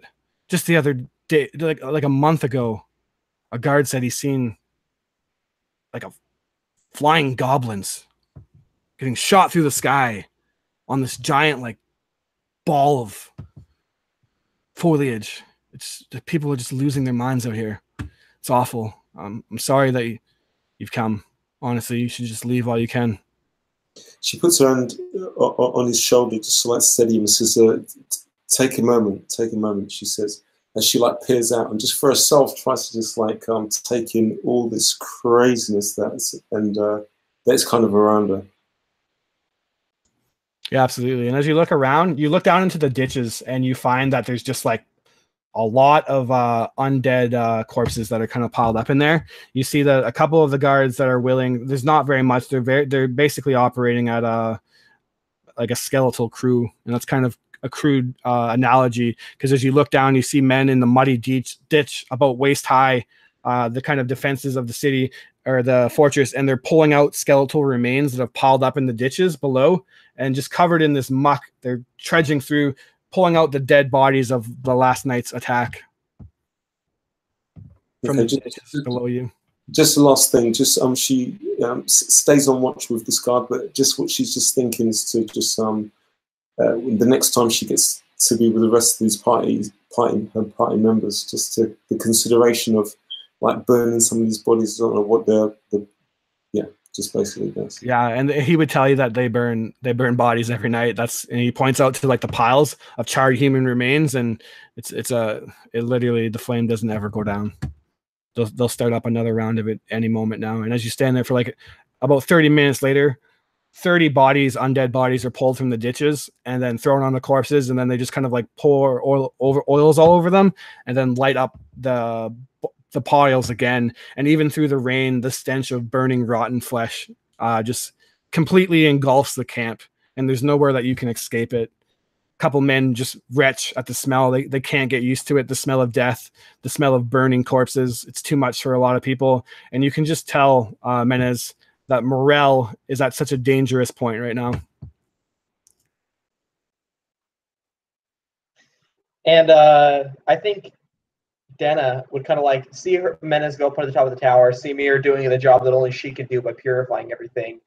And she'd look over at Stee and be like, well, he's not going to do it. And then she'd look over and she'd find 5 men. And she'd say, you 5, you're with me. And she'd walk towards the latrine. And what she'd do is she'd go out a little bit into the jungle, and she'd come back with these thick leaves. And she'd reach into her pack and pull out this like a gossamer thread. And she starts sewing almost like rain boots in a way, because you can't, if you're gonna clean this, you'll get nasty diseases just from being in it. So she's making like these rain boots basically for these people to help her dig a real latrine, a trench line from the latrine that all of this can drain out of to a safe location away from the fort. All right, give me a survival check right now, actually.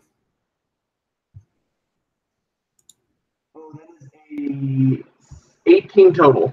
18, excellent. So this is an awful job, obviously, as you know. Yeah, oh, I know. It gets up to a waist high, and it takes you pretty much the entire day.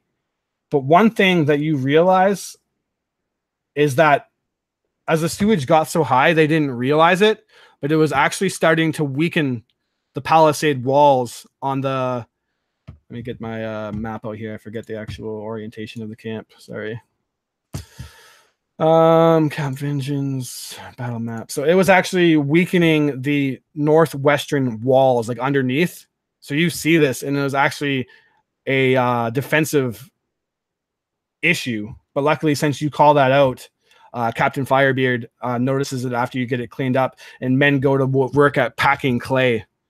So without that going by, no doubt in your mind that it would have caused like a mudslide and broken down that northwestern wall. Give me a Constitution saving throw as you spent the entire day going through shit. And that's Constitution is +2. That's a 17. All right, you're a very good immune system. It's dirty, filthy work, and she knows that it sucks that she picked these 5 men to do it. But what she gives them at the end of it, she would reach into her bag and pull out a bottle of vintage red from the Sword Coast. And she says, tonight, men, you drink with me. And after doing this hard work, this nasty, filthy work, she would make sure that only those 5 men that worked with her drink this wine with her. They thank you. And as you go into the night and they're sitting around a campfire talking to you about the different shit that they've went through, quite literally. You all kind of still can't get that stench quite out of your skins yet, as there's really no way to like take a good bath or shower. But you see a smile on their faces as they kind of laugh at the situation, and they say that, well, at least if we die tonight, we'll die drunk on some good quality shit. Thanks, Dana. Yeah. And she would just nod. And then for the rest of the camp, she pulls out a lyre that's in this like watertight, sealed proof case and sit beneath a place where it's not going to get wet. And she would just start to play. And I think the sound like a body tavern tune. Performance. Like that's what soldiers like. And so she starts playing this like body tune, and she would give Firebeard a look like, if you got any more liquor rations, tonight's the night to get it out, so the people are like, their morale goes up. I'd give him a look that says that. Like, if you got anything you can offer these men.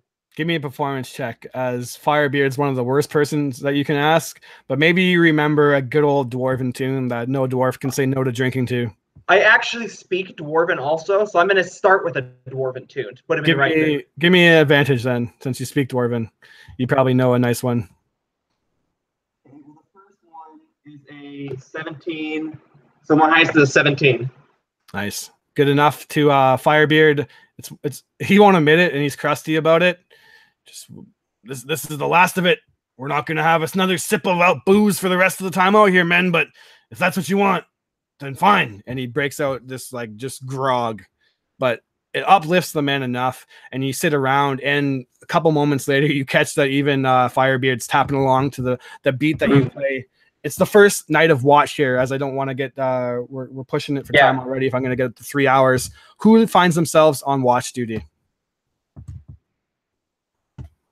All right. Anybody else that wants to be on watch, or just tell me what you're doing during the first night actually.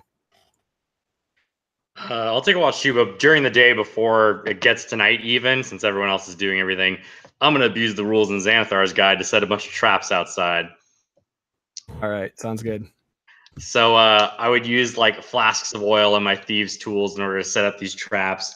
I put some rope lassos out, like either to like trip undead if they're coming towards us, and then some bigger lassos of rope out that would try and catch. Like if this giant lizard monster thing comes around, it hopefully would slow us down and buy us some time. Cool. Is that a check? I'm not familiar with the Xanathar rules you speak of. Yeah, so I would do the check. I didn't roll super great, but it's a 15 DC for the traps. Okay, and cool. So it's one trap per short rest, so I'd have time to pull out like 5. Yeah, definitely 5 for sure. All right. Okay? I'm just gonna ask one by one. You're setting up traps. Menez is on guard duty. What's Mir doing? Besides, you basically go through a ritual. I'm going to say it takes you 1 ritual casting. I don't even think that expends a spell slot, actually, to purify most of their shit.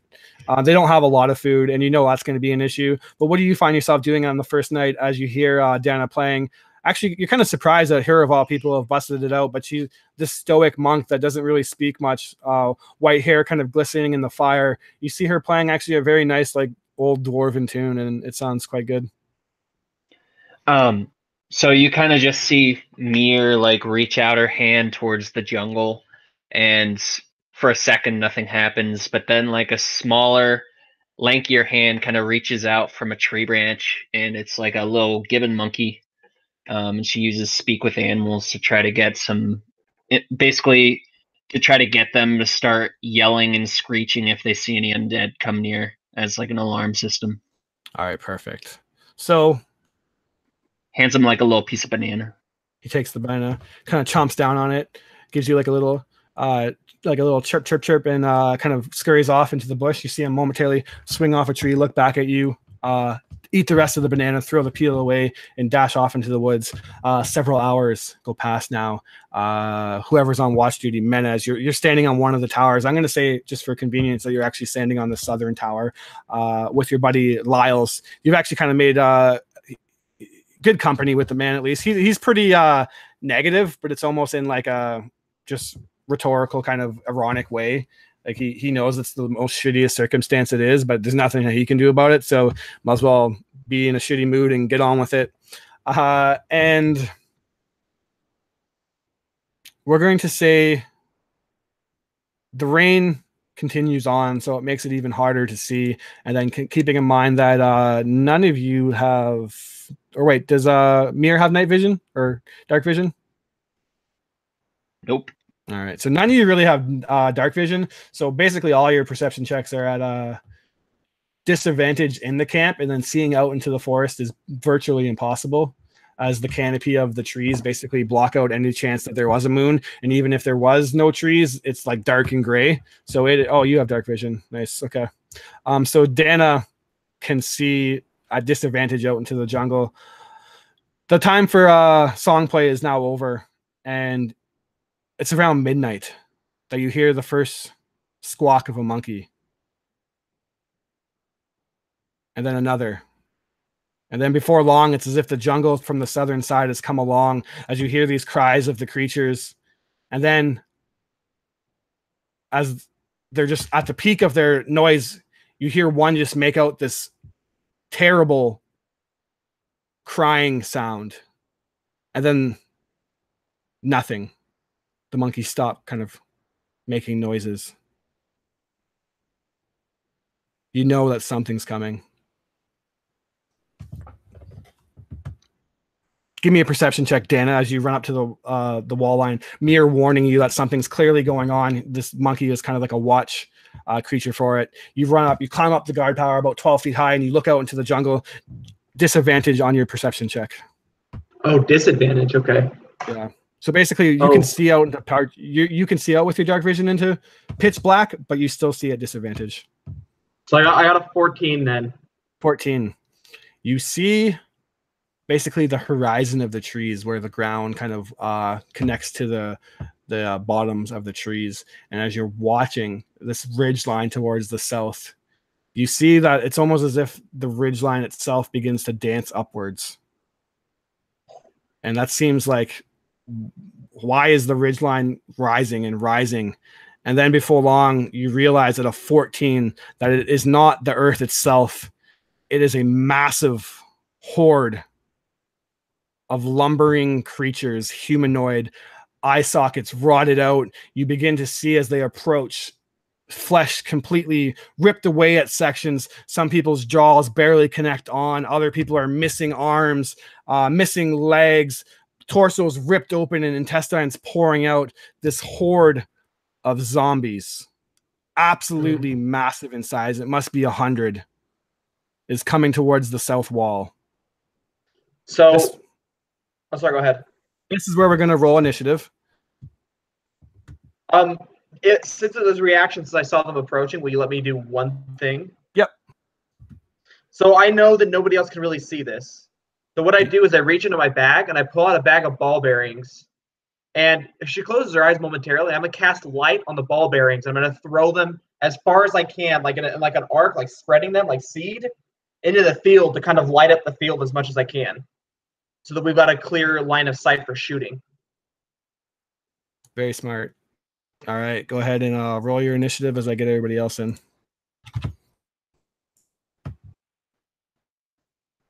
16. All right, and Mir is a crit with modifiers. What does that put you up to? I guess it doesn't really matter, but you're over 20. I'm going to say 20 some.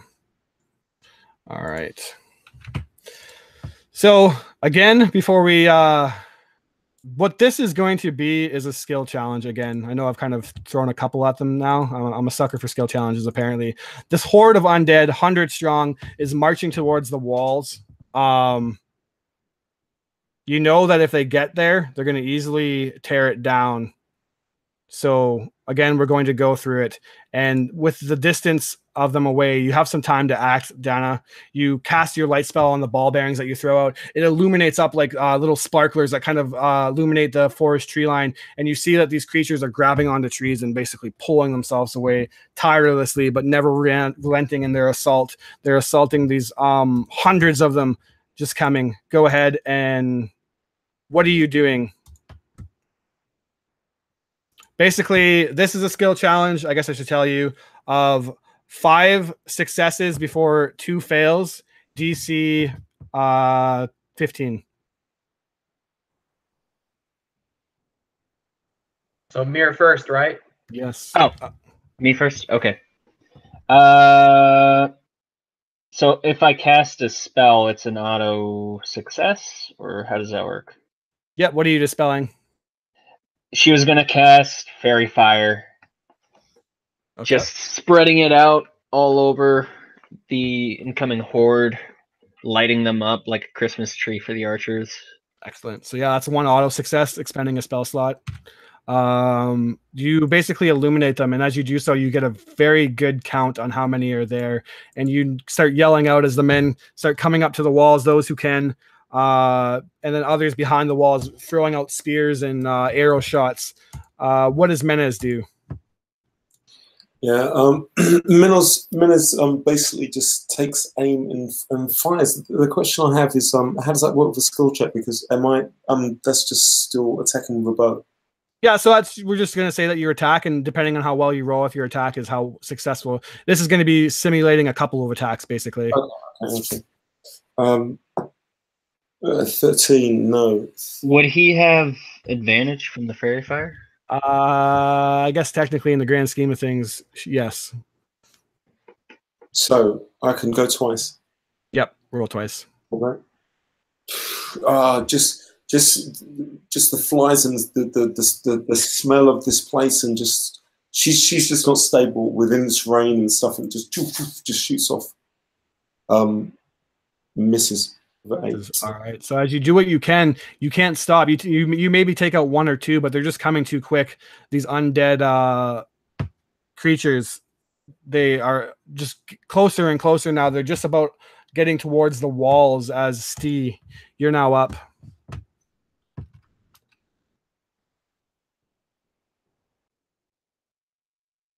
You're Stee, Mr. Corey. Might be. I was looking at the initiative and I was like, oh, Dana's next. I think I messed it up. Hold on, let me check. I actually wrote Mir. Yeah, I think I see what's going on here.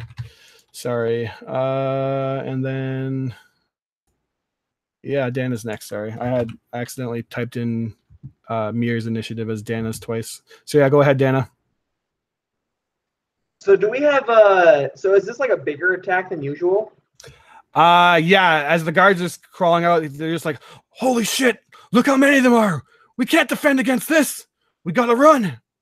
Breakbone stands out, and you come out and you hear his voice commanding, no one leave their position. We are not backing out of here. Fight these undead horde. He slams his ground and he pulls out his swords. Even if they break in, we're all fighting here to the death. We're not leaving Wolf behind. So did I see where they put the oil? Who put the oil? The oil they were using to burn the bodies. Did I see where they put it? Yeah, that's at the basically just outside the front gate, towards they the put the oil outside. Yeah. Or no, the inside oil. Yeah, there's a barrel of it right next to you. So I pick it up, and what I'm going to do. So are these like sheer walls? Palisade walls. So basically like wooden poles that have been tied up. They're straight up and down. Yep, straight up and down. Okay, so what I'm going to do is I'm going to get one of these barrels, and I'm trusting that it's been damp enough throughout this past few days that this wood is thoroughly soaked wet. So what I'm going to do is I'm going to puncture the top of the barrel with I'm going to pull the cork out, and I'm going to dash action along the wall, holding it out as far over as I can. I'm actually going to make like a little lasso on the end of my spear to get it away from the wall as far as I can, and then I'm going to order one of the men to shoot it with a fire arrow to make a wall of flame. Just like in front, like to add like a wall of flame with our palisade wall. Dope. All right, acrobatics check. Sounds like to me. Okay, I'm good at these. That's good. That would be a total of 13 plus 6, 19. 19. 2 successes, 1 fail. As you run along the walls, basically kind of like putting your foot in between the gaps of the spiked palisades, you cut open the oil, holding it, and just run it down. You see it kind of run down the walls, this 12 feet long pole of wood, and you yell out to the men, light it, shoots, an arrow sinks into it, woof, all along the southern wall. About, I'm going to say you get maybe 40 feet of the 60-foot wall.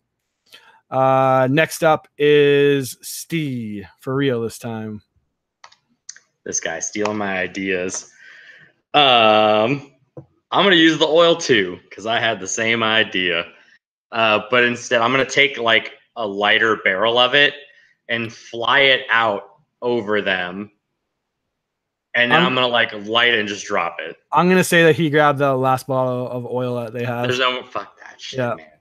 Fucking bullshit. All right, fine. I'm gonna fly back and forth and drop rocks on their heads. All right, drop some rocks. That's majestic too.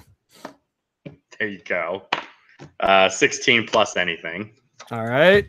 So as you do what you can. Obviously you stop them, but it's not long before they get to the ditches. And the first horde of them, basically water falls over. Like they just literally are throwing themselves into the muck. And you just start to hear them splat, splat, splat. 12 of them go over, 20 of them go over. And then you look down in this ditch that's about 10 feet deep. So the wall itself is a total of maybe 20 feet high.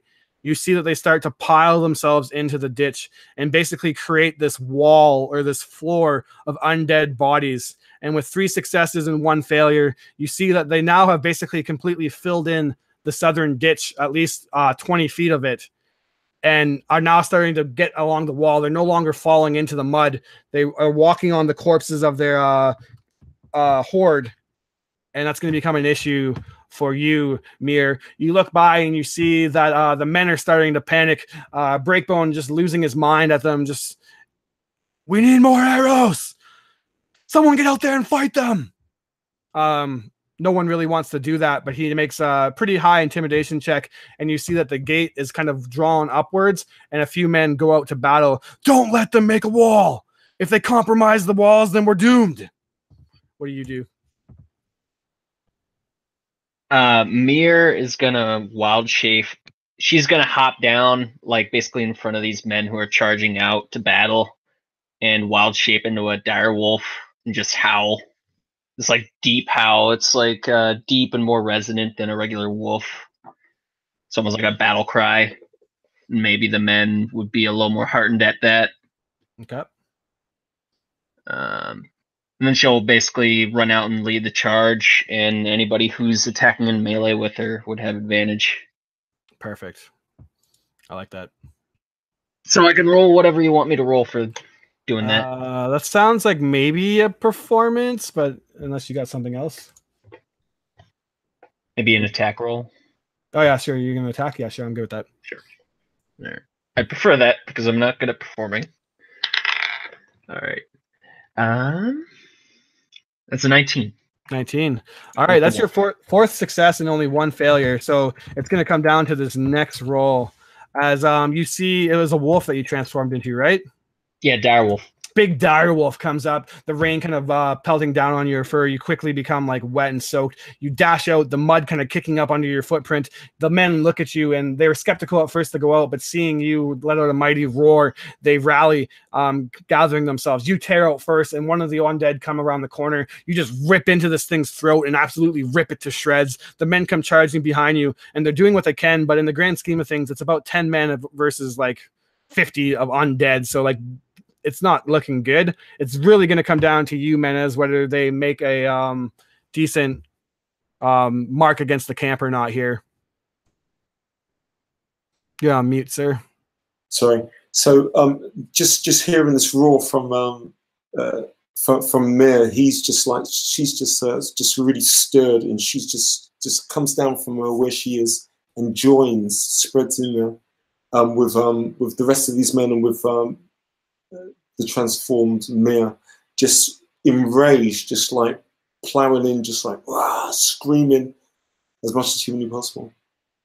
Absolutely. And what do you want to do? You want to make it like an intimidation, or? I would definitely do she does the intimidation, and I use my inspiration for sure to do that. I mean, it's probably athletics, I would assume. That too also works. Okay, so I can give inspiration too if you need it. Okay, so I just rolled a 19, natural 19 with, if I'm using athletics, is that right? Yep. It's up to you. Are you trying to like intimidate the men into fighting, or are you just athletics, like throwing around zombies and whatnot? No. She's what she would really do is just like, I mean, she's screaming and stuff as well, but she would be just like really getting in there and just like, yeah. So that sounds like a test of athletics then, for sure. As you're just like going in and bashing through zombie. It's literally pure strength at this time, more than like martial paralysis at this point. All right, so she gets 19, 20, 21, 22, 23, 24.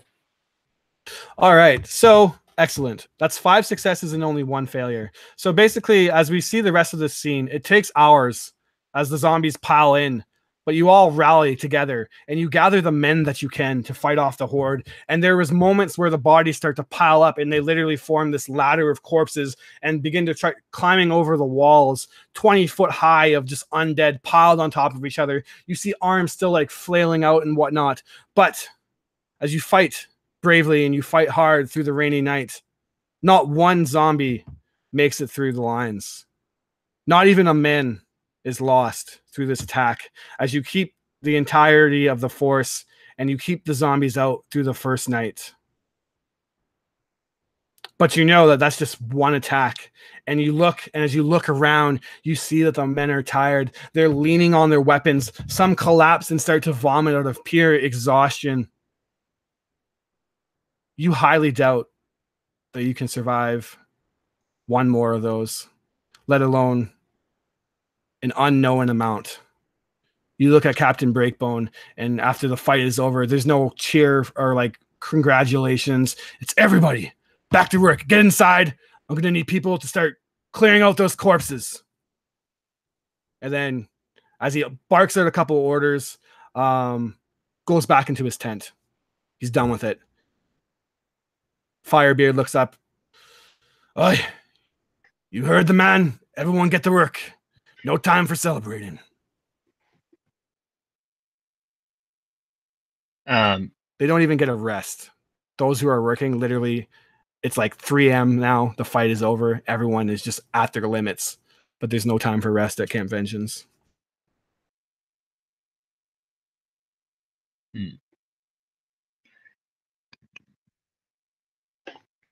Yeah, you see this horse-sized wolf kind of walk back through the gate. She's covered in gashes, just like wet from blood and rain, looking really mangy, but fearsome. And it looks like she's going towards the tent.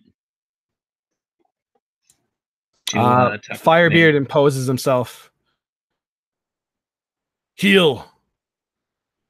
The Breakbone has ordered that no one disturbs him. He's busy at work, working on plans, tacticians. As am I, the dwarf hears in his head, using her Ghostwise racial ability. Are you going to try to walk by him? He's basically imposing on you. I think she's going to try to reason with him. All right, give me a persuasion. Okay. Yeah, she says, we have come to aid you, and if we're going to help you, we need to have an idea of what he's planning. And I roll a 13. 13. He stands in front of you and says, Menez comes alongside also, just...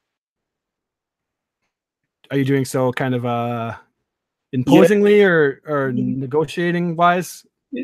Not even imposingly. She comes alongside with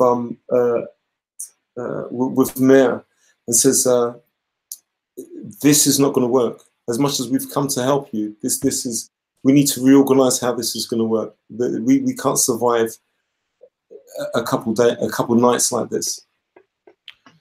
Firebeard shakes and he kind of pulls at his red glowing beard, and you see that this dwarf, who's pretty much in his prime, parts of his flaming gorgeous red beard are starting to be salted with grays, and you look and his hairline is very much receded and he's dirty and muddy, and he just looks at you and says, listen, we all know it's not gonna work out here, but, and he leans in close, Breakbone's lost it. He can't take it that this jungle's beating him. A man that proud, a man that's won that many wars, he can't rationalize the fact that something inanimate will be his first defeat. He sent Wolf out there, a man that is one of his closest and probably only friends because the guy's a fucking prick. And he refuses to leave him. We're all going to die out here. Breakbone's going to see to it. if you go and question him, then let's just say, and he actually points out, and you see that across the ditch are 2 corpses that have been tied up to trees. Breakbone doesn't take kindly to what he calls treason.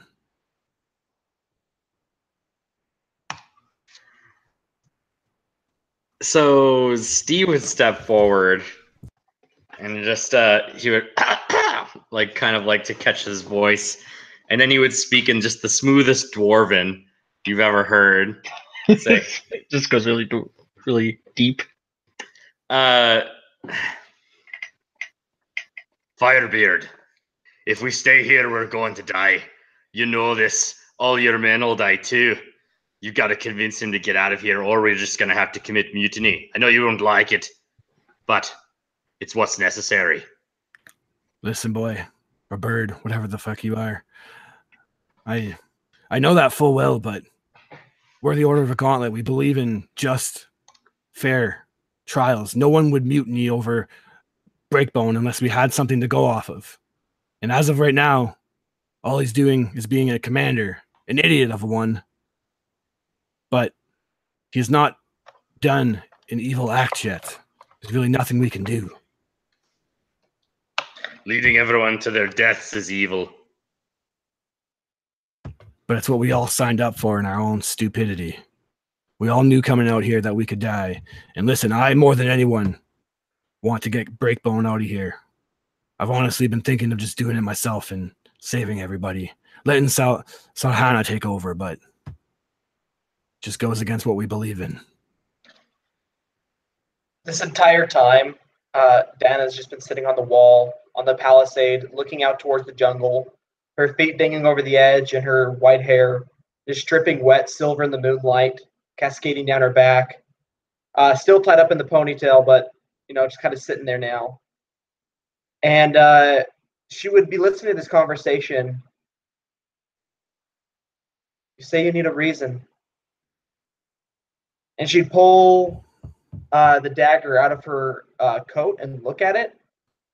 And she'd frown, try and decide whether or not condemning these men's beliefs, because these men obviously respect Breakbone, but if they find out what he did, would that be better or worse for all these people? And she'd look at it and look at this dagger, and she'd kind of just frown to herself. 1 second. Oh yeah, okay. Reason wins out, and she would lean back and kind of just do a smooth backflip off the wall and land on the ground, and turn to Firebeard and say, "He has a fine dagger. Yes, he carries with him everywhere, I assume. Masterwork, I'd say." Oh, yeah. Have you seen it in the past month? To be honest with you, I haven't seen Breakbone in the past month. The only time he comes out is to shit on everybody. Then he goes back in. Tell me, did the priestess of Torm speak out against him? Did she demand that he take the men back to Port Nyansaru? Lucilla, you mean? Lucilla. Yeah. When that creature came. Gatherdum. You know she's dead, yes? Yeah. Breakbone said that she was caught by one of the undead. It was a terrible day. The undead came first and we were holding our own. And then that creature came. The doom of the jungle. And we had to retreat. There was nothing we can do. Lucilla said we had to retreat back to Nyanzaru. That we couldn't take it anymore. And that even if we were able to build a new defensible position, we would inevitably just lose because we don't have the supplies, the strength. But Breakbone said we weren't leaving Wolfgar. Did anybody else witness her death alongside Breakbone? She says no. I would pull the dagger out from behind my back and hand it to her, hand it to Firebeard. I found this buried in her back.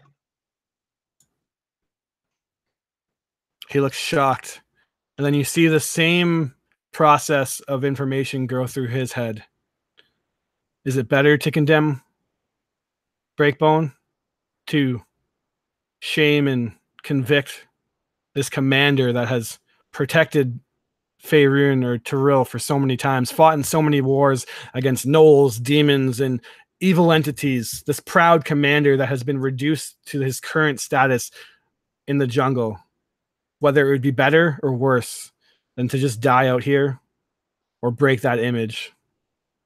I would lean forward and I'd walk up to his side and I'd put an arm around his shoulder and I'd turn him to look at all the men who are digging the wall, who are reinforcing the wall, who are throwing dead into a pile to burn. I would turn him and make him look at the dead bodies that are piled up almost to the wall, to the peak of the palisade. And then I'd make him look at all the sick people lying in the tent. And I would say, would the breakbone you knew before want you to save his men? Or would he want you to condemn them to save his reputation? He nods. He knows what must be done. He gathers Silhana,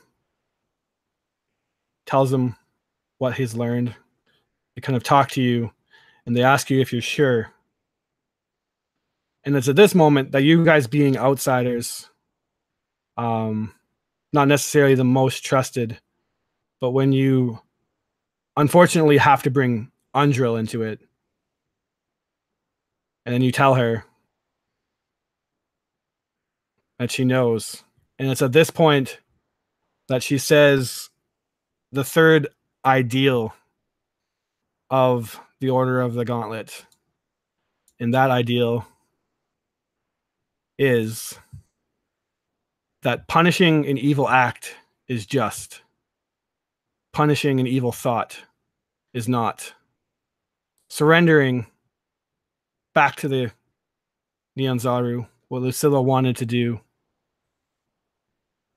heading out in defeat is not an evil act. Stabbing someone in the back, however, is something that must be punished. Breakbone, you kind of, all five of you and Firebeard and Silhana come into the tent. He turns around in fury as you look, and you see that he's just hunched over the table and peering into maps and like figurines of like to represent their army in the fortress, and just paperwork. And he's tired, and he has a bottle of liquor that he's been drinking, and you can smell it. And you just see this man. You can tell that by looking at him one day, he must have been a force to reckon with. But he looks defeated in here, and he's sweating, and he just says, "I said no one bothers me in here. What are you all doing? You should be working out there." Firebeard walks up and drops the dagger on the table. He knows. There's nothing that can be said. He meets you all with eye contact. Licks his lips. Kind of rubs his chin. "So this is it, huh? Just gonna leave him out there. Wolf. Firebeard, tell me you're all right with that, leaving Wolf out there. How many times did he get you out of a situation? And now what? Because times are getting a little bit hard? We knew it was going to be hard out here. Yet you want to do this to me." Angel steps forward. "You've done this to yourself, Breakbone. You don't know it yet, but you've abandoned your own morals and you've lost yourself out here in this jungle.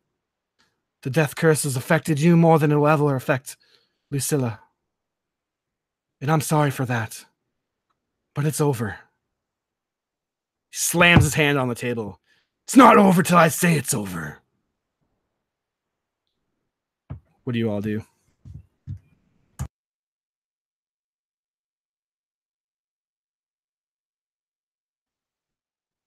Does this man look just broken? Yeah. Does he look like he's on the verge of tears? Like just madness overcoming him in a Maybe weird not. way? Maybe not tears. Breakbone would never be reduced to that, but he looks like he's on the verge of maybe he would rather die right now than being taken out. And you see that his eyes, as you watch him look over into the corner, and you see that his long sword sits there. And you know that look on a man's face when desperation overcomes him, and he knows that he's not going to get his way. And you know, a man of that caliber, a man of that kind of proudness would never just give up. Yet Dana calmly interposes herself between him and the sword and just looks him in the eyes. This wolf you speak of, you speak highly of him, yes? Why?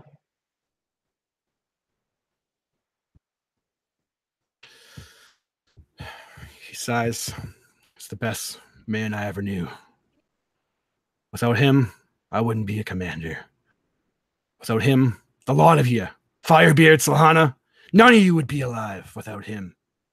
He deserves this position more than I do. He was even offered it, but he didn't take it. He knew it meant more to me. The man is my best friend. And I would look him in the eyes, and I'd say, would such a good man want you to throw away your life and the lives of your men? Would... Of course he wouldn't. He's an asshole. He would have fucking wanted us to leave him behind and die. He's tried that so many times. But I'm not letting him. Not out here. Not in this place. Not while that fucking death curse is going on. He doesn't deserve that. And do you think you'll solve anything by dying tomorrow night, or the night after that, or the night following that? Can you honestly claim that these men who've stood by your side for the past how many months deserve to die in this folly attempt at nothing? Can you condemn them yourself, Breakbone, and know that their souls are on your hands? He lunges forward and he rears back as he's about to punch you in the face. Just, and then Anjul steps forward. Can you deal with the fact that you've killed Lucilla in cold blood? Another one of your trusted advisors, Breakbone. And just before punching you in the face, he lowers his hand. He doesn't answer you. He says, all right. Do what you want then. It's your fucking camp now. And then he holds out his hands as Firebeard comes up and binds them. And he goes out through this kind of like, basically, Commander Niles Breakbone, you're accused of murdering Lucilla Silvertusk. And goes through that whole kind of like legal thing. We're going to bring you into Neon Zaru, and you'll be tried through the justice system. And if found guilty, stripped of your rank, deemed unworthy to lead, and whatever other fate. And he kind of holds on to you, my brother. What other fate comes of you, then that's what happens. I'm sorry, Breakbone. Just get away from me. And he's tied up and he retreats back. So at this point that Firebeard looks to you all now. Breakbone arrested, brought down. Well, camp's ours now. I don't know about you, but I want to get the fuck out of here. We're sitting ducks out here. Could you help us?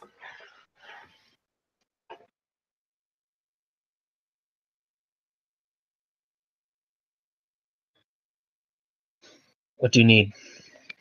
Well, we need to get as many men as out here that we can.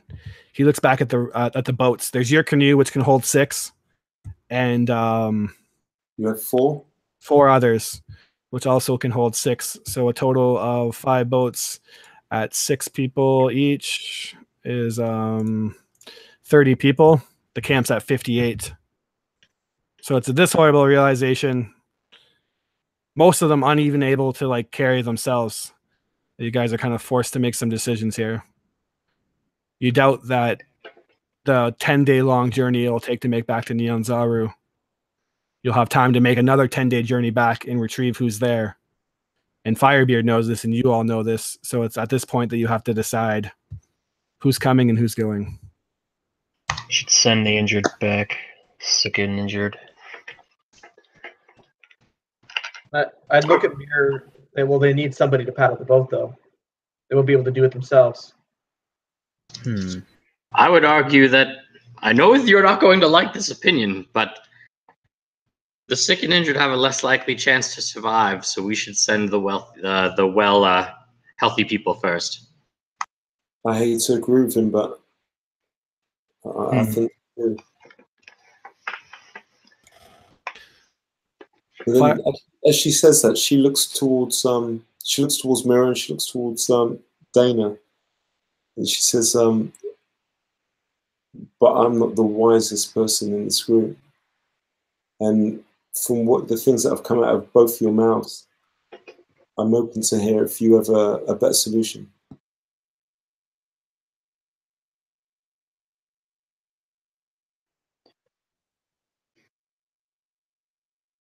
I think we should send them back because, well, the men who can walk can at least hold their own for a few days, potentially.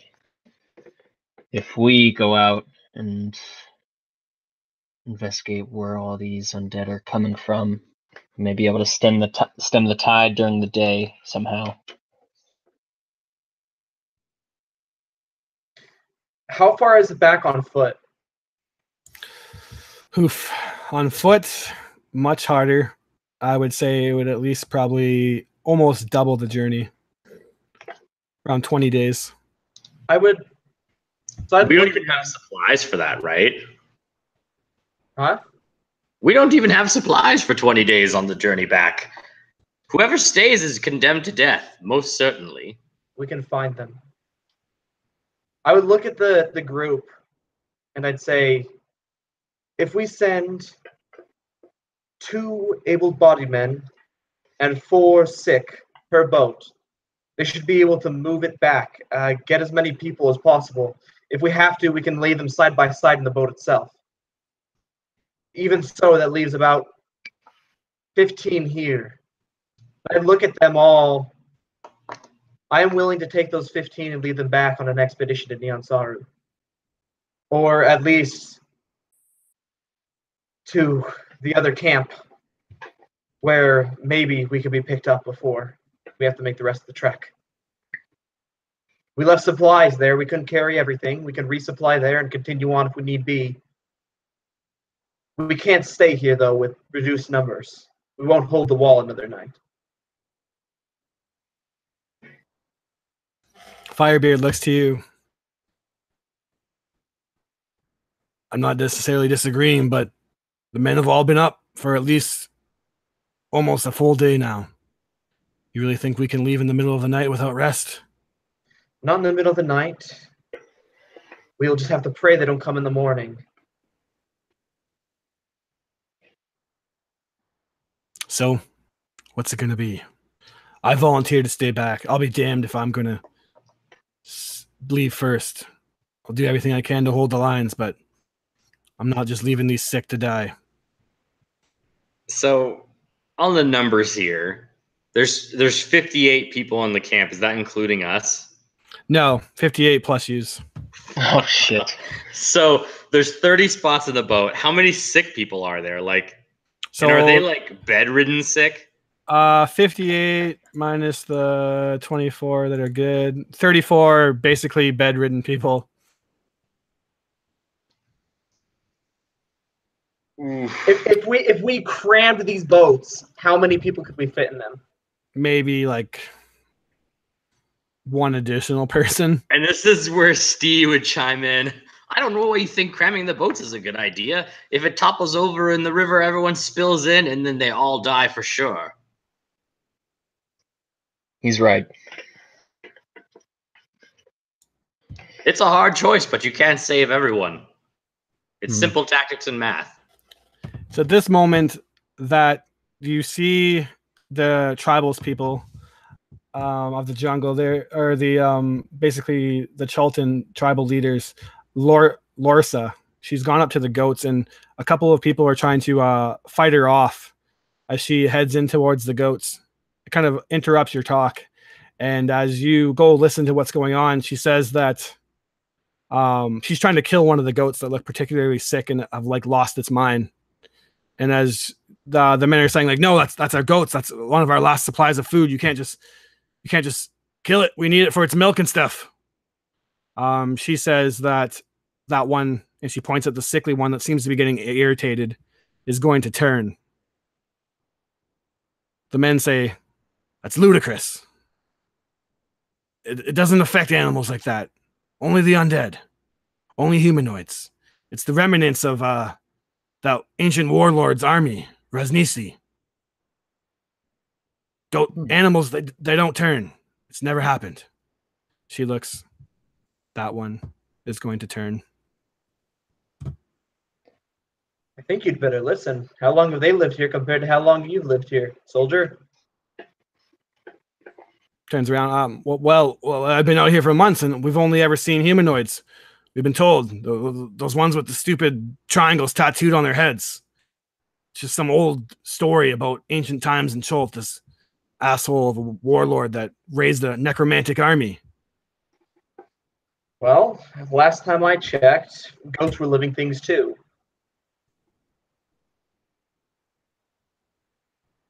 Shrugs. Oh, fuck it. I guess things are really going to shit here now anyways.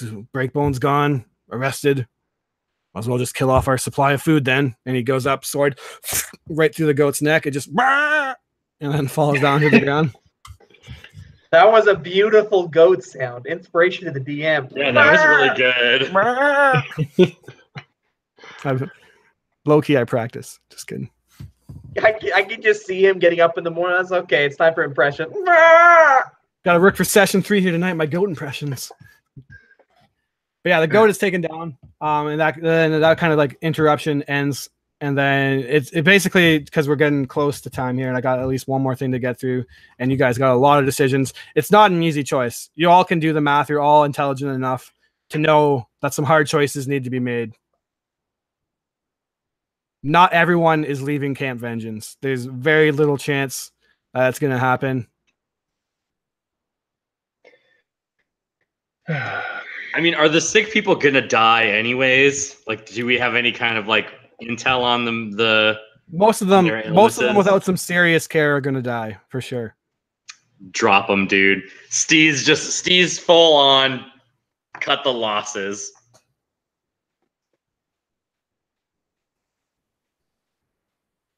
Yeah. Why don't we give it one more day? We go out and investigate, try to find where these undead are coming from. And if we don't find anything, we leave as the sun sets with the healthy. We mercy kill the sick and wounded. I like your style. All right, I could agree to that.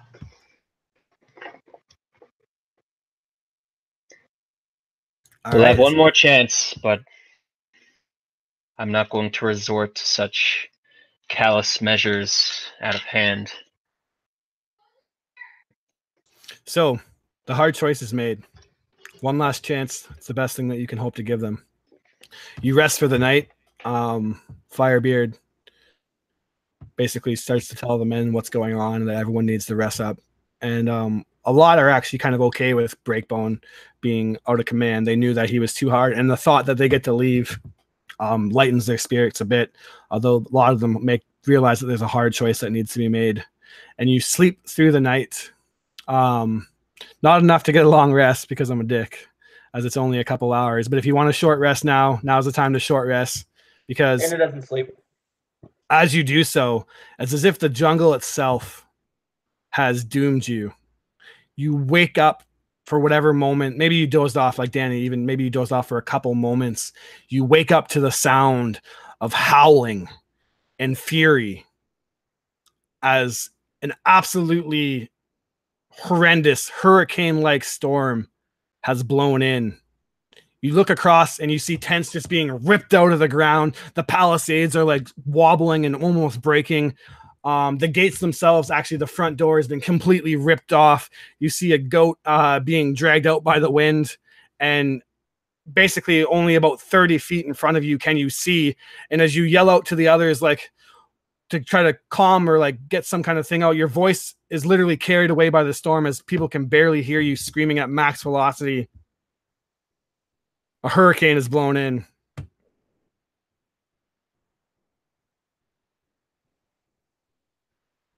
You know now that it's absolutely like gonna be not a good time. You're basically, actually, I'll let you guys just say what you want to do. I'd grab Menace and sprint towards the docks, because if any of those mooring lines came off and we lose a canoe, that is doomed men. Yeah. You run and you see that the river itself, slow moving, now rockets across the river banks, overflowing, and is now moving with anger and speed. You see this muddy water boiling up with watery kind of currents ripping through, and you see that the boats, all 5 of them, are barely holding on. The pole itself is completely flooded, and you know it's moments away from being carried away. Any chance of anyone surviving, basically, seconds away from being torn from you. Wades in without hesitation to grab those lines. Absolutely, totally with you. Acrobatics check at advantage. That is a 18. 18. You run in and you grab them. One of the boats, the rope breaks off. You grab on and you start getting tucked away in the current. Menace comes running up behind you, strong, powerful, grabs onto you, pulls you back. All 2 of you hold on to the ropes, and now you're stuck in this position of holding on to the ropes, but what are you going to do? It's taking most of your strength to hold on to these boats. Menace, you're going to need to give me a check if you want any chance of pulling these boats aside. And I'm going to tell you right now that you can roll at advantage, but it's going to be a hard DC as you're basically pulling against the current of like a hurricane water now. And the wind. Yeah, go ahead. Yeah, do so at advantage. I'd rolled before 17. Natural 17. Now the second one is like an 8, so I'm going to go for the 17 with whatever it goes with. Okay, so yeah, that's your strength. 17 straight. My strength is 16, so +3. Okay, so yeah, that's enough to grab it. And between you and Dana, you pull the boats out of the raging waters. You saved your escape route. But then in the distance, a crack of a tree falls down. That's okay. It must just be the storm. And then another crack. And then another. Some force pushing over these towering trees. Something disobeying the wind itself. The fury of the jungle. Something terrible. You see a lurking form out there.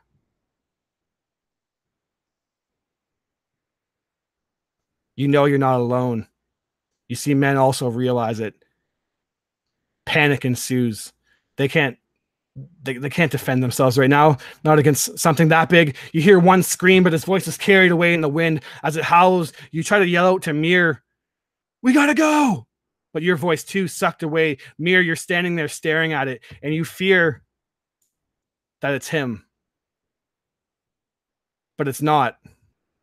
Something almost more horrible.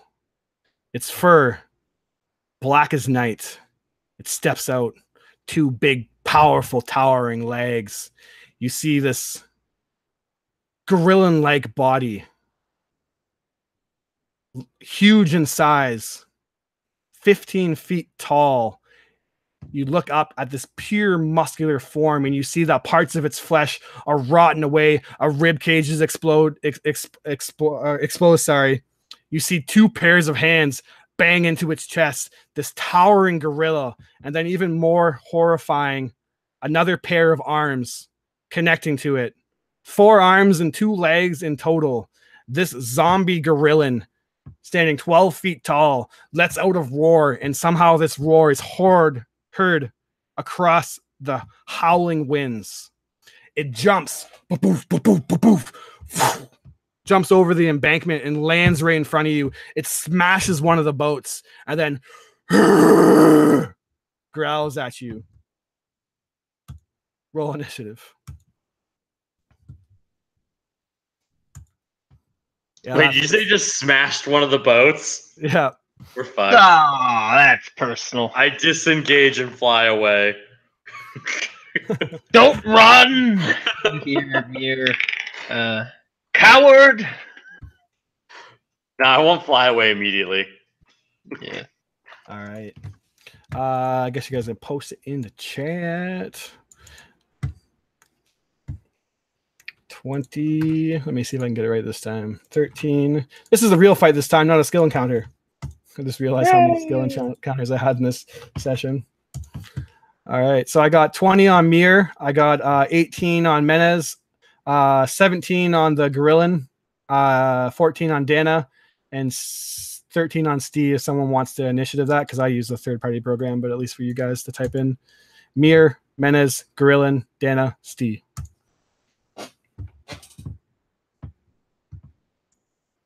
All right. Mir, you're the first to act. There's a moment of relief as it's not who you think you are, but then this creature stands in front of you. One of its legs completely made of skeletal, one of it's gorillan actual flesh. You see that its abdominal is completely ripped open, and you see the innards of its intestines just sitting there open. One of the 4 hands that it has, this mutated creature, is completely skeletal, and then it has fangs the size of blades. It stands in front of you and just pounds on its chest after smashing one of the boats. It's holding it like a makeshift dagger of wood, and it looks at you menacingly. Mir, what do you do first? Damn it, Chris, that's so intimidating. Okay.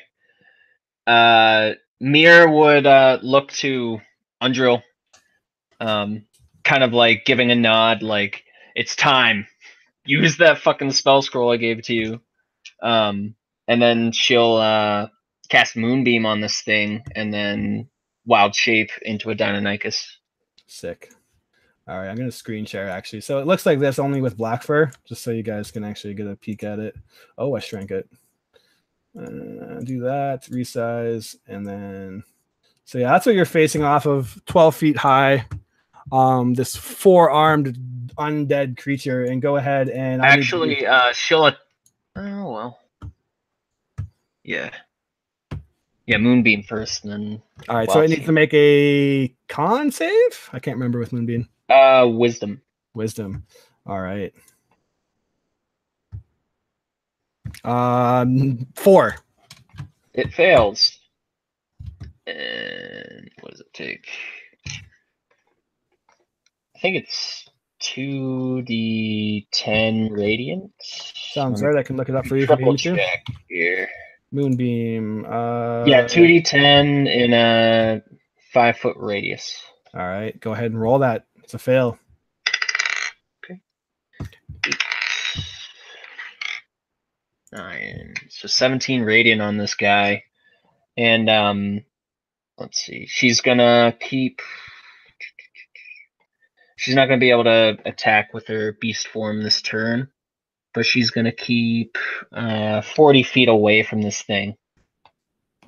For now, she's not gonna charge in quite yet. All right. Kind of stalking. Excellent.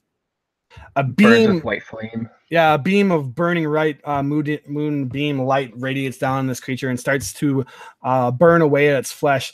All that does is anger it more than anything. Say again the damage. Sorry, I forgot to write it down. 17. 17. Yeah. All right. It lets out another howl that overpowers the hurricane itself. Oh yeah, I forgot that there's a hurricane. That's even funner. Yeah. Oh shit. All right, Menez, you're now up. Yeah. So with the canoe, were we able to like pull this canoe up, or is it, I mean, we don't have to like keep hanging on to this thing when it's going to go. Yeah. So you can basically, as this thing was, you were like pulling them up, and this thing came galumphing out of the thing, landed in front of you, and smashed one. In reaction, you can just kind of chuck them behind you, and then ready yourself to fight. I won't make you hold on to the boats. Absolutely great. So that is exactly what she does. Taking out her shield, she just slashes towards this creature, and she's like totally enraged, using her bone. As you swing for your attack, I would say that you're normally at disadvantage in this hurricane, but since you're a barbarian and get the strength bullshit going on, I'll say that you pretty much only can swing regularly. Got it. And movement is difficult terrain. Got it. 9, 10, 11, 12, 13, 14. 14 hits on this Gorilla. Excellent. Does tries to cut into the side of this, or the closest arm that's like reaching, that's close to us. She does like 8. Hate to say this now, but I just do strength added onto that only. Yeah, strength plus your rage damage, which I believe at level 3 is still just an extra 2. Excellent. So she does 8, 9, 10, 11, 12, 13. 13 as she just like cuts into this. Very nice. All right, 30 damage. And then that's what's been done total. So yeah, you kind of throw the bolts behind you. What weapon do you have? She uses a battle axe. A battle axe. You pull out your great axe and you charge yourself up into a battle cry, meeting the maw of this creature as it leans down in front of you and roars at you. You roar back. Saliva hits you in the face as you smell the stench of death. You charge in and you slash across its snout, you say? You hit it square in the nose, kind of cutting in to its face. It rears back, and then on its turn, it's going to pound into you. Now, the Gorillan makes 5 attacks on its turn. So, oh god, we're all gonna die again. Everybody just run. First attack, 17. You can't run, man. I'm just gonna roll. All 5 attacks are coming at you, unfortunately, Meta, since you're right in front of it. So I'm just gonna roll, and you tell me your AC real quick. 16. Oof. I'm sorry, sir. 1, 2, 3, 4, 5. Of my 5 attacks, I rolled 4 of them that are gonna hit. So you take a total. Let me get this in here. Oh my goodness. So, are you counting melee attacks as a disadvantage in the weather too? Unless you can find some way to combat it, then yeah. Does the gorilla have disadvantage or not? Does he just appease? Gorilla has pretty insane strength, so yeah. That makes sense. If you have a pretty ridiculous strength above 20, then yeah, you can swing it regularly in this, but or maybe I don't know what has a high strength. Yeah, none of us. All right, yeah. So, I'm sorry if I kill you right off the bat, Menace, but you take yikers. What is that? Math here. Math. I'm just gonna use the calculator. Yeah, I hope you're in that rage, man. 35 bludgeoning damage, but you reduce that because you're in rage. Oh, okay. Yeah, she's just really lighted up, just torn as she's like. So yeah, you charge in and you just slam into its nostril, hit it, it backs up and just and then just boof, starts pounding into you, butting you into the ground. Dana, you're now up as this 12 feet tall creature, undeath stinking of it, pounding into the ground, pounding Menez into the ground itself. She disappears underneath its fist. What do you do as the wind is howling, pulling at you? It's a struggle just to even move. Do I see a shield lying around anywhere? Perception check. 16. 16. No, 15. One gets blown up in the wind, is literally coming right at you. You block yourself, poof, grab onto it. You have a shield now blown into your hands by the hurricane. Okay. So here's what I'm going to do. I am not going to use my spear. I kind of slip it away, and you see, like, she reaches right down the straight, like, beneath, right down her back, down her spine, and a short sword comes out, and I'm going to run forward, and I'm going to attack this thing twice, and then we'll see. All right, so remember, you're doing so at disadvantage. You can counteract that with your inspiration if you want to. Well, first attack was that I'm not going to use inspiration because I got a 13 and an 18, but the 13 gets plus 4. Yep. So no, it gets plus 6, so 19. Hit. And then the second attack is a total of 13. Yeah, so I'm going to tell you guys right now that 12 is your mark on this guy. Although he's big, he's not hard to hit. Okay, cool. So I'm going to land 2 hits on him, doing a total of 14 points of damage just to get his attention on me. And then what I'm going to do is I'm going to use my bonus action to use my key. Yep. So my AC is now 18, and I'm going to take the dodge action. Now that I've gotten his attention, I'm just going to soak attacks. Now his attacks on me are at disadvantage. Wait, can you bonus action dodge and bonus action AC boost? It's not. I just picked up a shield. That's movement, right? What's that? Picking up Oh, a yeah, shield. oh, I is see. movement, right? I thought you were doing something that boosted. I got you. Technically, donning a shield is an action by Raw, but you can do whatever you want. I'll say since it flew into your hands by my description that you can do that. So yeah, you can. Yeah, Okay. I'm good with that. Yeah. So Give me a. What do you want to do? Do you want to intimidate it or what? Just see if you can get its attention. This creature is just killing thing. You don't know if it's going to necessarily be baited into your thing. yeah, I'll do. Let me see. Not intimidation. It's not going to be intimidated by me. Persuasion to persuade its attention over to me. Little monkey. Go ahead. That's a 17 on the die. So All that's right. going to be like a 19. I'm going to roll with its hatred skill. Like calling a cat. Yeah. I'm going to roll its hate status, and its hate status is enough to definitely hate you right now. Okay. So I jab my short sword into its thigh, and I instead of pulling it back out, I just yank it to the side. So rotting flesh spills open, muscles are cut, sinew ripped apart. And then I take my shield and I start slapping my sword on it to get its attention. And one foot plants and the other foot's placed directly behind it. So I kind of like make like myself into a thin target. Mm-hmm. And I'm basically calling this like the stance of the moon, basically, which is like steady. So I'm like waiting for it, ready to dodge when it comes at me to attack. All right, Steve, you're up next. All right. 2 questions. 1, can anyone hear anything I say? Unless you're within 5 feet, no. Fucking shit. All right. 2, if I were to try and fly, how fucked up would I get? I don't know. Why don't you try it? I unfurl my wings for a moment. What happens? You almost get like blown away into a tree. Oh my god. Fine. I use my action and my bonus action to help Dana and Menez, and to do so, I'm just shooting arrows wildly into the air towards this thing. Yeah, so you're literally like not even shooting arrows. You just like wind it up into the crossbow, and without pulling back, you just let go, and the wind just literally is like taking your arrows and shooting them out for you. You bonus action and action use the help action, so they both can swing at advantage, and that's on to Menez and Dana. So remember that your next attacks are going to cancel out your disadvantage, and Menez, since you're in Barbarian Rage, you actually get to swing at advantage. Undrill is up next, and she is going to cure wounds onto you, Menez, as you look beat up. And as Dana has taken away the attention of the creature, it just kind of like goes on all 4 legs and starts to like pound its way over to Dana, still having 2 arms available. She is going to cure wounds you for, let's see here, 9 healing towards you, Menez. And that ends her turn. So Mir, you're now up. Oh, wait, you told her to use the spell. Shit, I forgot. Yeah, she has Crusader's Mantle, and that might be helpful here. Yeah, sorry. It's an action. Yeah. So if you think healing might be better here, that's fine. Yeah, I'll heal this down and then remind me. Although I'll remember next turn. I think that she might wanted to have saved Mendez. Okay. Go with that. Yeah, that makes sense. Yep, that's fine. Okay.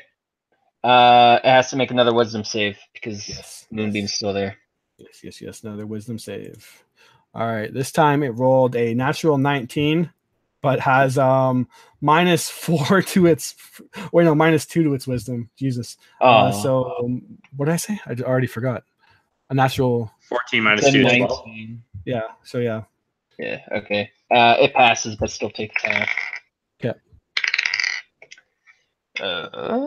It gets 5 radiant. 5 radiant. All right. As you do. Is it a shape changer by any chance? No, it is not. It is an undead horror. All right. So yeah, it's basically like the spotlight coming down through the rain. Yep. And then she's gonna charge in a raptor form and try to pounce on it. Okay. If it hits, it needs to make a strength save, which is probably gonna pass, but it's pretty good at that. Disadvantage, right? Yep. Okay. What's my plus? 12 on the first one. 12 hits the mark. 14 on the second one. 14 hits the mark. Okay. 15 on the third one. All And right. it has to make a strength save on the... It rolled a 16 on its strength save. Yep, it passes. Okay. So it just takes that damage. I don't get an extra bonus attack or anything with this guy.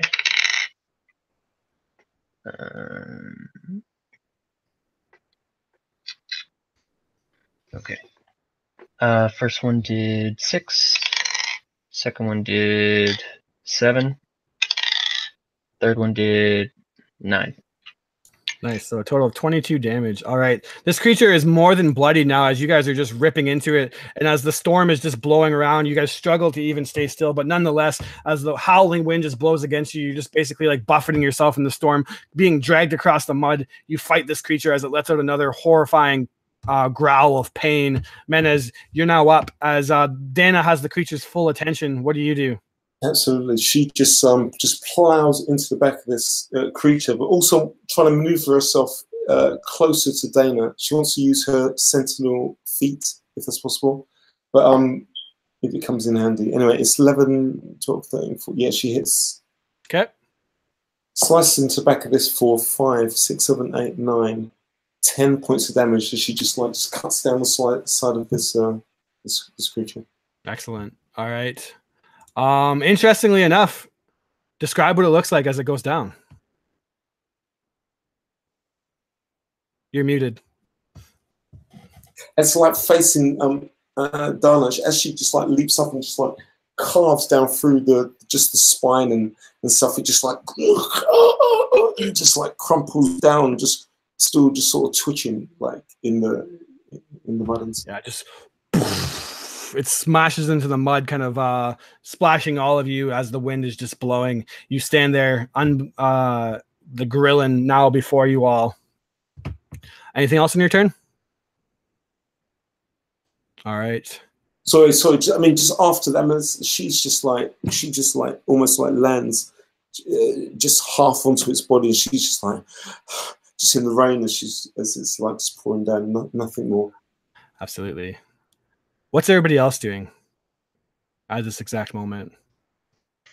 I'm doing a survival check to see if it's going to come back to life. Give me, actually, since you mentioned that, as you go up to check it, you're looking at its face and just making a little caw. And I don't know who said go up, but go continue. You said you're survival checking it. So then as you're checking its 5 face, feet of that shit. poof, its eyes open back up as it picks itself off the mud. And no!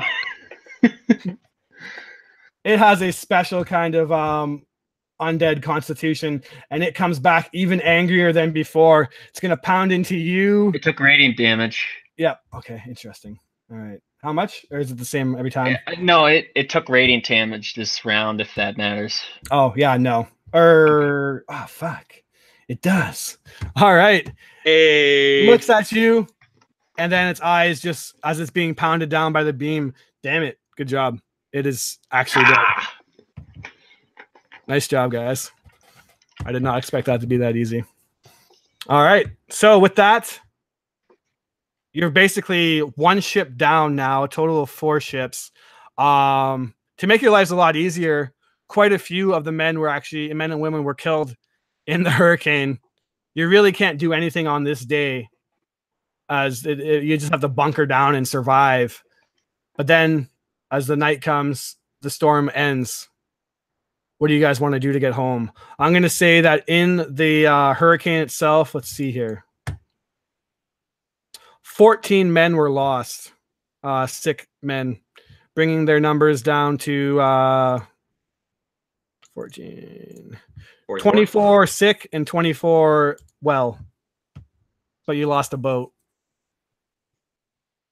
You're forced to make a hard choice here now, as you know that you're condemning some men to die, basically. You're going to tell them, obviously, because you don't want to tell a man that you're leaving them to die, that you're going to come back. And don't worry, we're going to send reinforcements. Firebeard says that he's staying, and he will make sure that these men make it back alive. But as you look in the eyes, you know that he's just taken the mantle of commander. Is he planning on staying by himself with all the sick people? No, he'll ask who's brave enough. I'll say that a total of actually pretty decently, because these are Order of the Gauntlet. These are what these people do. They're brave and courageous people. I'm going to say a total of 12 men decide to stay back of the 24 to stay with Firebeard. So that leaves 12 healthy that want to leave and 24 sick. And you have enough room for roughly 24 men. So 12 people are getting left behind. As much as Commander Bakebrone hates it, Sohana and Firebeard and even Undril all ask that he's one person that gets brought back so that he can face a proper trial. And he says, just let me die out here. Don't shame me like this. But that's not how they do it. They're law-abiding people. He needs to face a proper trial. So unless you guys full-heartedly agree with that, you have 23 spaces. Why don't we allow him to go find his friend Wolf? Go out into the jungle and track him down. Persuasion check. 17 minus 1, 16. All right. Even though it's not a custom that they normally believe in, they agree that that will be his trial. Wolf at least deserves that. If he lives, then the gods must have forgiven him. If he dies, it will be justice. All right. 24 spots on the boat, and you guys are taking up 4 of them. So 20 people you're bringing back. You got 12 healthy and 24 sick.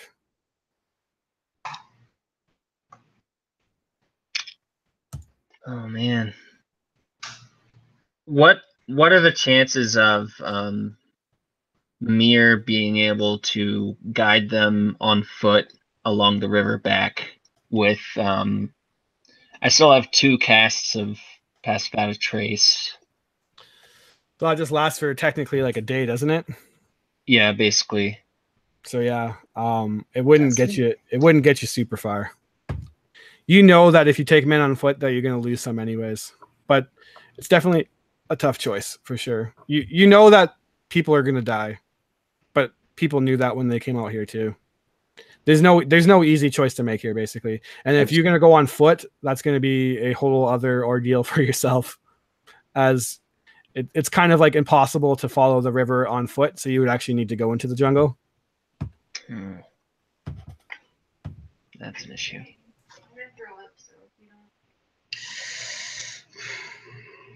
Let's do a 1-by-1 decision here. What's Steve want to do? 24 sick, 12 healthy, and enough room for. Steve talks to the groups. It makes no sense for us to leave healthy men here to die and bring sick people back to die. Let's just bring all the healthy people with us, and then whoever is left, the most healthy of the sick people can come with us. But that's not. She says, I'm sorry, but that's the best. That's the best way. What's Mir want to do?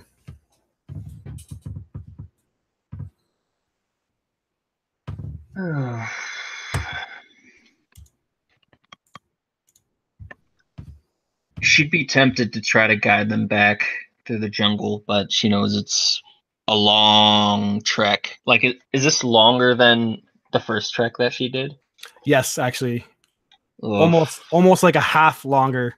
So like 1.5 amount longer than the first journey that you did. Oh, Jesus. Okay. Yeah, never mind. Oh my God. I'm just looking through our spell list to see if I have anything, and I don't think I really do.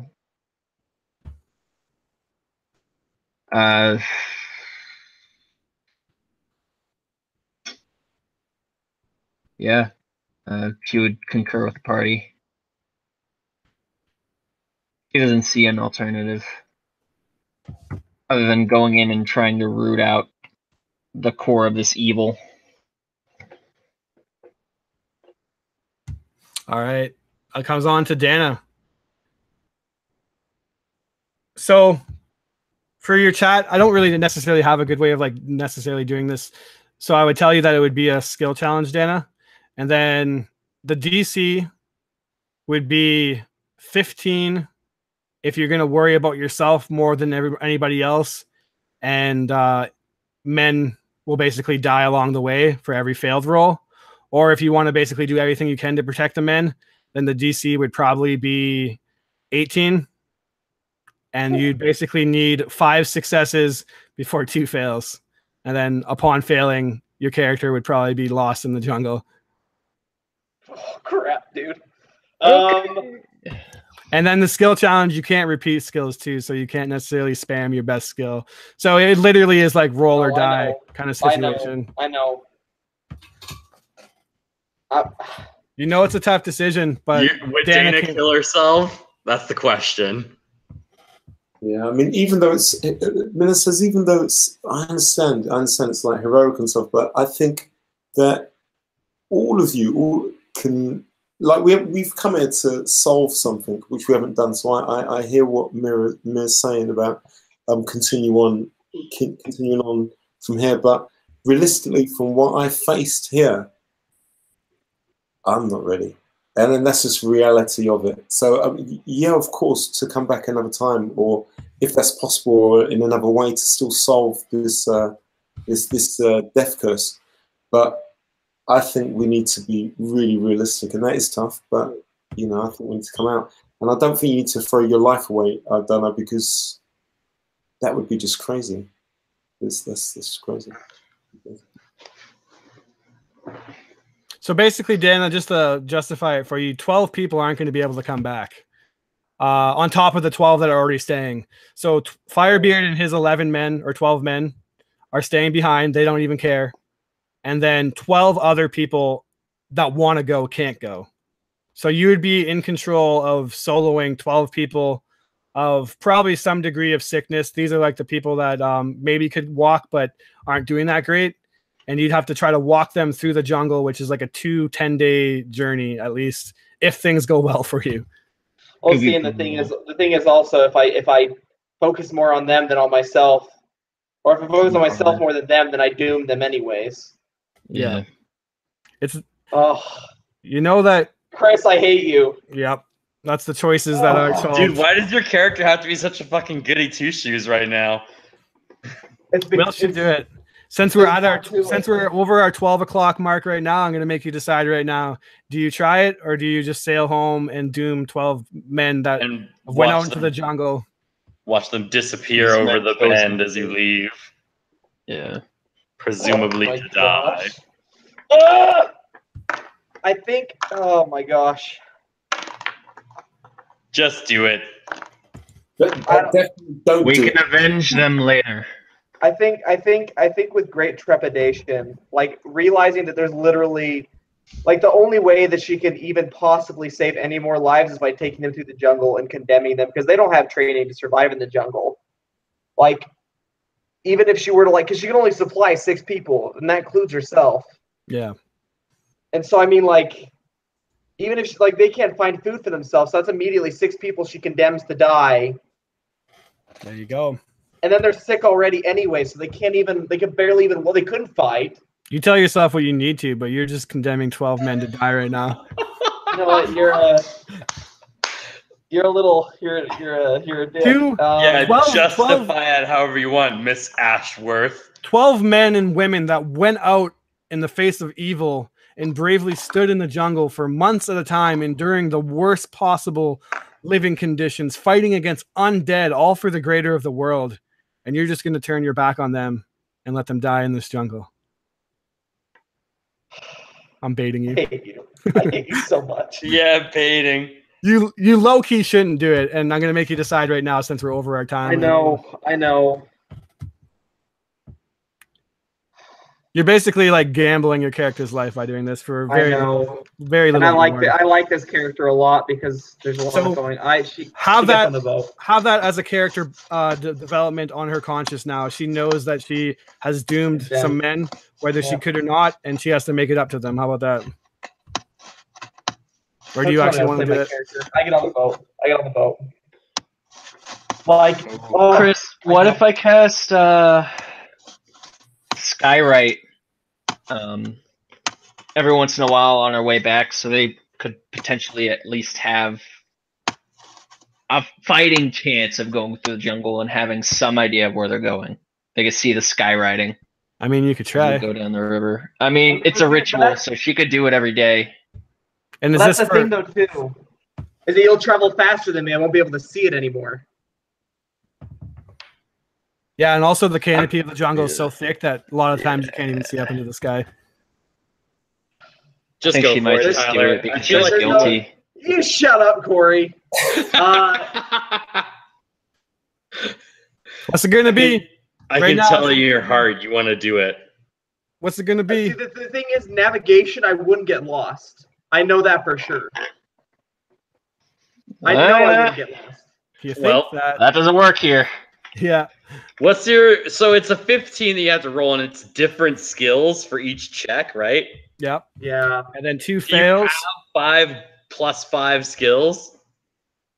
I've got like 3 that I'm pretty confident in, and I've got an inspiration point. I'm gonna cut you right now because now we're getting into Okay. the meta I side get of in the it. boat. So make I get in the boat, yeah. you get in the boat. All right. So you look back at the 12 choice. sick men, and it's actually a pretty horrific sight. They don't make it easy on you. Some of them actually come stumbling out into the river and beg, "Please, don't leave me. I don't want to die out here. I got a family." And he just stands in the river as you guys push your way down. He's too weak to actually keep up, obviously. And of that, 24 men and women are left at Camp Vengeance as you descend into the canvas that is the jungle. The broken down and disheveled camp. That's the worst part of it, is the storm has basically wrecked this camp. So they don't even really have a defendable position. And although you're not going to see it, you know that they're in for a terrible, horrible fate. Another 10 days passes without much issue for the time, because we're running out of time. I don't have a time to give you guys another skill challenge. You make it back to Neon Zaru.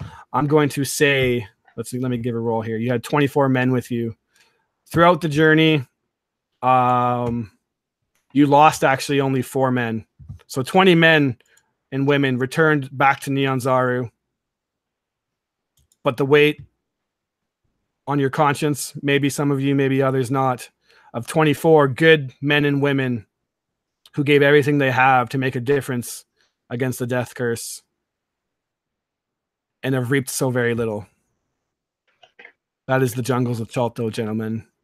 As you survive some of you first encounter out into the jungle, it takes a mark on you, as it always does when you go out. Mir knows this full well. But yet, you know you have to go out there again. For if you want to do anything about this death curse, it's not going to be defeated on its own. Thank you, gentlemen.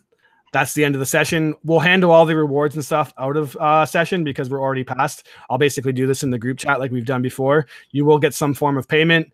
I'll also, just because it might have happened quickly, type you some stuff that you guys did learn in character. And then from there on out, 3 XP checkpoints, 1 treasure point. You can actually do a session recap in character on the Facebook group to earn yourself another treasure point. And I will give you guys the loot and stuff that you acquired and the information. And from there, it's up to you guys as a group to decide what of this information that you learn makes it to the community.